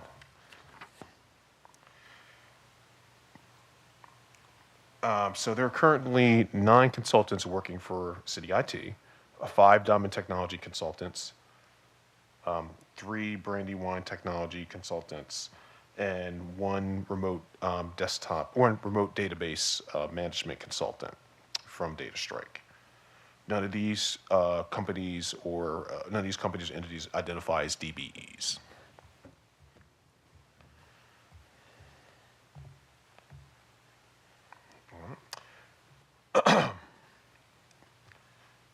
So the 5 consultants that work for Diamond for a cost of $576K are a chief information security officer, which is dedicated toward making sure that we have ample security policies and reviewing our security posture and helping us to improve that, which will also be taking those functions off of my plate so that I can have more focus on the operations management of the city IT, city IT systems.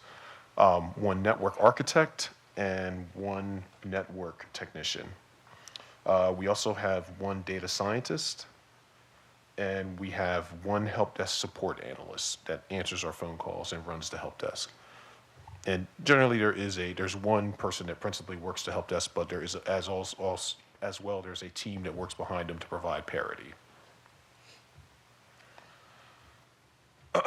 There are currently 3 Brandywine consultants with Brandywine Technology, 1 IT project manager, 1 payroll processing specialist, and 1 business analyst. Next slide. Here's a table of all of the active consulting contracts, their number of years, and their amounts.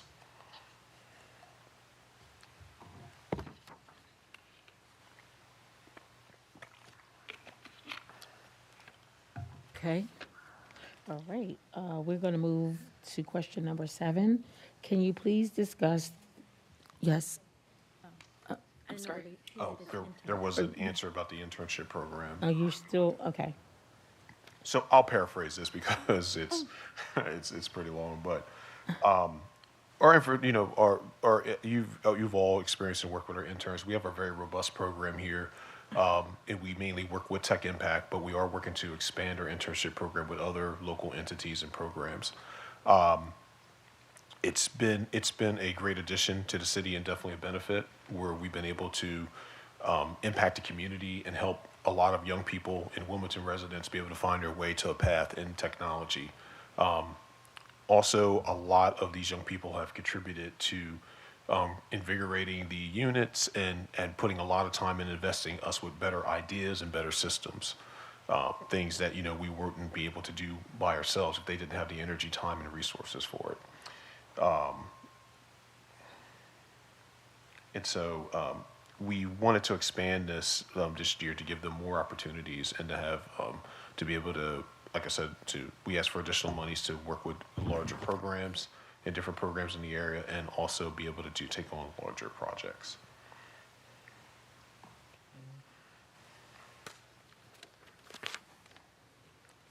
That completes. I did, yeah. Okay, all right. So we're going to move to question number 7.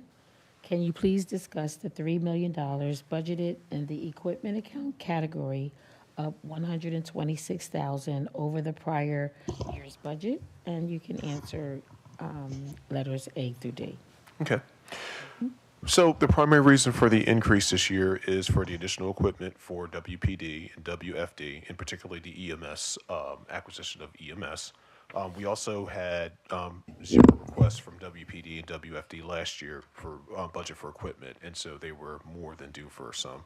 Also, as I mentioned before, we have a large percentage of city PCs, laptops, and systems that are due to be upgraded and are reaching end of life. And so we've requested more money to maintain and stay on the schedule for replacement so that we don't fall behind. There were no new software requests this year in this budget, and none of the entities that we purchased from are DBEs. Okay. All right, next slide, please. Here is a table of the of our contracts with external vendors, with number of years and cost of contract, and whether they're multi-year contract and whether they have come before council.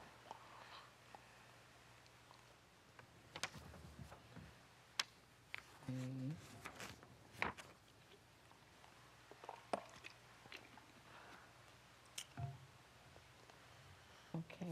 That concludes question 7. Yeah. So, did you mention the life cycle for the replacement schedule? Oh, I did mention that we have 57% of the machines that are up to that. So our typical life cycle that we try to replace on is a 4-year schedule, 4 to 5-year schedule. We are behind on several machines with that. They're still functioning, but the longer we let these machines go, the higher the probability that they'll have errors or issues with them. So we're trying to use this year and next year to catch up on those systems and make sure that we get them back in tolerance. Okay. A lot of the systems that we purchased for the pandemic are coming up on end of life. Okay, all right. Okay, so number 8. So can you please discuss the planned use of $1.4 million budgeted in the communications and utilities account groupings A and B? Sure. So the budget line is slightly up this year, roughly $77K, primarily due to we're working to replace our Comcast wide area network, which connects all of the buildings and gives all the city buildings connectivity and external access to the internet. We're working on replacing that with another vendor, Crown Castle, which is in use by the state and the county. This will give us better availability and uptime and responsiveness from what we've seen from state performance. And so there's a slight increase, even though we're using state contract pricing, there is a slight increase for this service over the Comcast service. Other than that, all of the other requested items have stayed the same as last year. 100K still for the WPD camera network, and the 414K, which represents the mobile devices and connectivity for mobile phones and tablets, have stayed flat.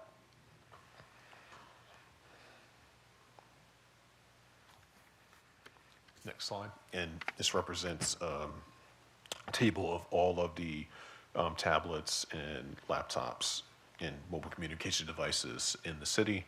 This has remained largely flat as well, as we normally swap out with devices to people who are already in positions. So we've kept this largely flat through audits over the last several years. Okay, all right. Question number 9, can you please discuss the $718,000 budgeted for the contracted maintenance account grouping? Yes. So this budget typically covers maintenance agreements, software licenses, hardware services, and infrastructure expenses, upkeep, which are essential to maintaining citywide IT operations. The request for this budget line has stayed flat. It remains the same as the prior year. The communications department repair to equipment line also remains at 120K. So this line, has stayed pretty much the same as last year. Okay, very good. Question number 10, can you please discuss the $859,000 budgeted in the capital lease account grouping and specify the frequency for replacement? So the 859K for the capital lease line represents the purchase that was made, I believe, in FY24 for the city radios for public safety and for public works and parks. There were a total of 516 radios that were purchased. The predominant amount of the radios have been deployed, but we are still waiting on the state to finish upgrading the infrastructure to be able to deploy the remaining radios. I've done a chart down at the bottom to break down the different types of radios. They range from anywhere from 5 years or six years on average to 8 years of life, depending on the amount of use, the how the radios are handled, and if there are new upgrades to technology that requires the radios to be replaced. Okay, all right. And we're coming up on our last question, which is question number 11, which is providing the FY 2026 proposed organizational chart with the total number of employees. Would you like to say anything about your chart? Do you have it? Yeah, here we go. No, I think it's fairly self-explanatory. Yeah. Unless anyone has any questions. Okay. Okay, let's see here. A pretty big group here. Okay.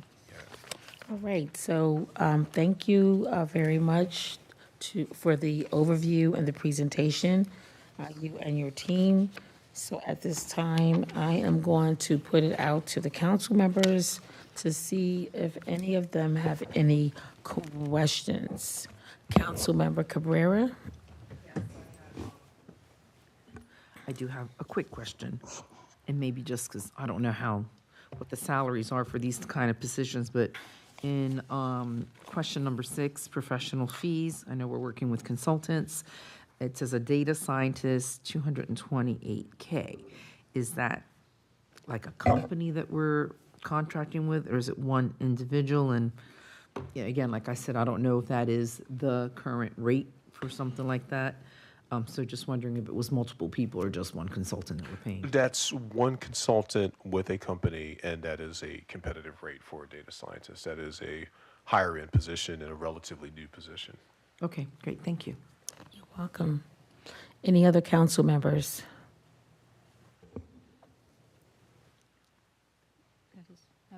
Ms. Bass Knight. I'm sorry, Councilman Johnson has his hand up. I'll go after him. Okay, Councilmember Johnson, the floor is yours. Hi, good evening, Director May. Just a quick question regarding development of a citywide app. I know we've talked in previous budget cycles about progress in that field. I haven't noticed a large line item for that. Is that still in the works with the administration, or has that project been put on hold?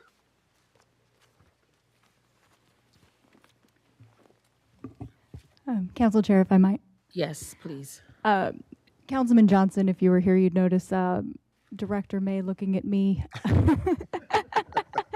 I think that we just need a little bit more clarification on which app you mean. Yeah. Is this a 311 app, or is this just kind of a one-stop shop for everything you might need for city services?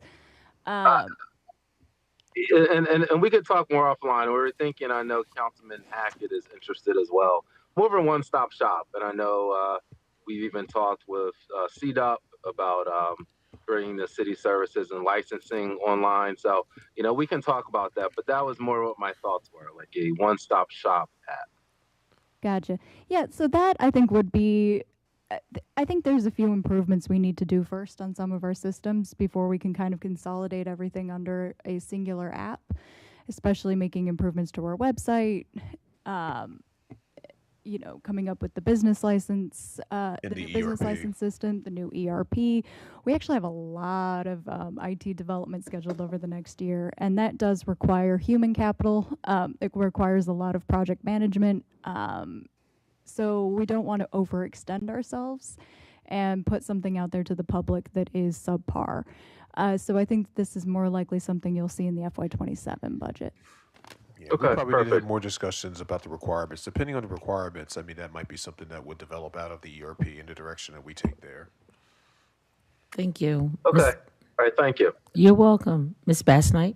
Yeah, Chair, this is just more of a comment just to thank Damon and his team, because I know a lot of times City Council, we calling it after hours, and I know I called with some of the weirdest requests, as well as thanking Dallas, like in the back. So just want to acknowledge, because a lot of times request is unusual, it's after hours, and just want to recognize, and I'm glad that my computer is operating good today because you're here in good hands. So I just want to acknowledge that. I appreciate that. Thank you. And the team appreciates that as well. Thank you. Councilmember Cabrera. Yes, we had a meeting and we discussed the business license registration going digital. Is that something that actually it's your department who helps develop that, gets the softwares and the licenses to facilitate new software and programs like that would increase efficiency? We know everything comes with a price tag, but does that fall under your purview of your department?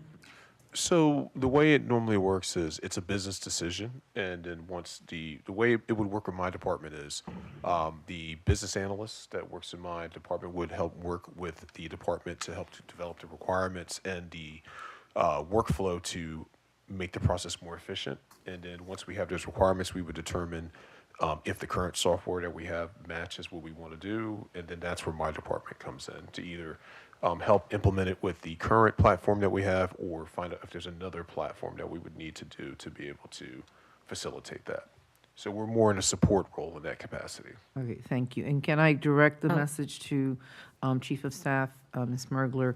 I know we discussed this, but I just don't remember what the answer was. Is that something that will be online for this year or for next year in January? Well, for January, when people apply for their business license in 2026. That timeline might be a little fast, but we will be doing the legwork this year to make sure that we know how much that is a priority. So we'll be working with finance. Okay, great. Thank you. Okay, thank you. Okay, thank you, council members. For Councilmember Bracy. Thank you. So this will be quick because Councilwoman Cabrera took my question. I just wanted to echo the sentiments. Thank you for all of your support. I've called Dallas many a time saying I can't log in, and she's like, why? And I'm like, I don't know. It just says, I don't know. And she's always been very helpful. And your whole team has always been extremely helpful to us. So we appreciate, I know you guys are kind of like the unsung heroes that keep things going, that are like quietly behind the scenes, so you don't get a lot of attention, but I do appreciate the work that you guys do.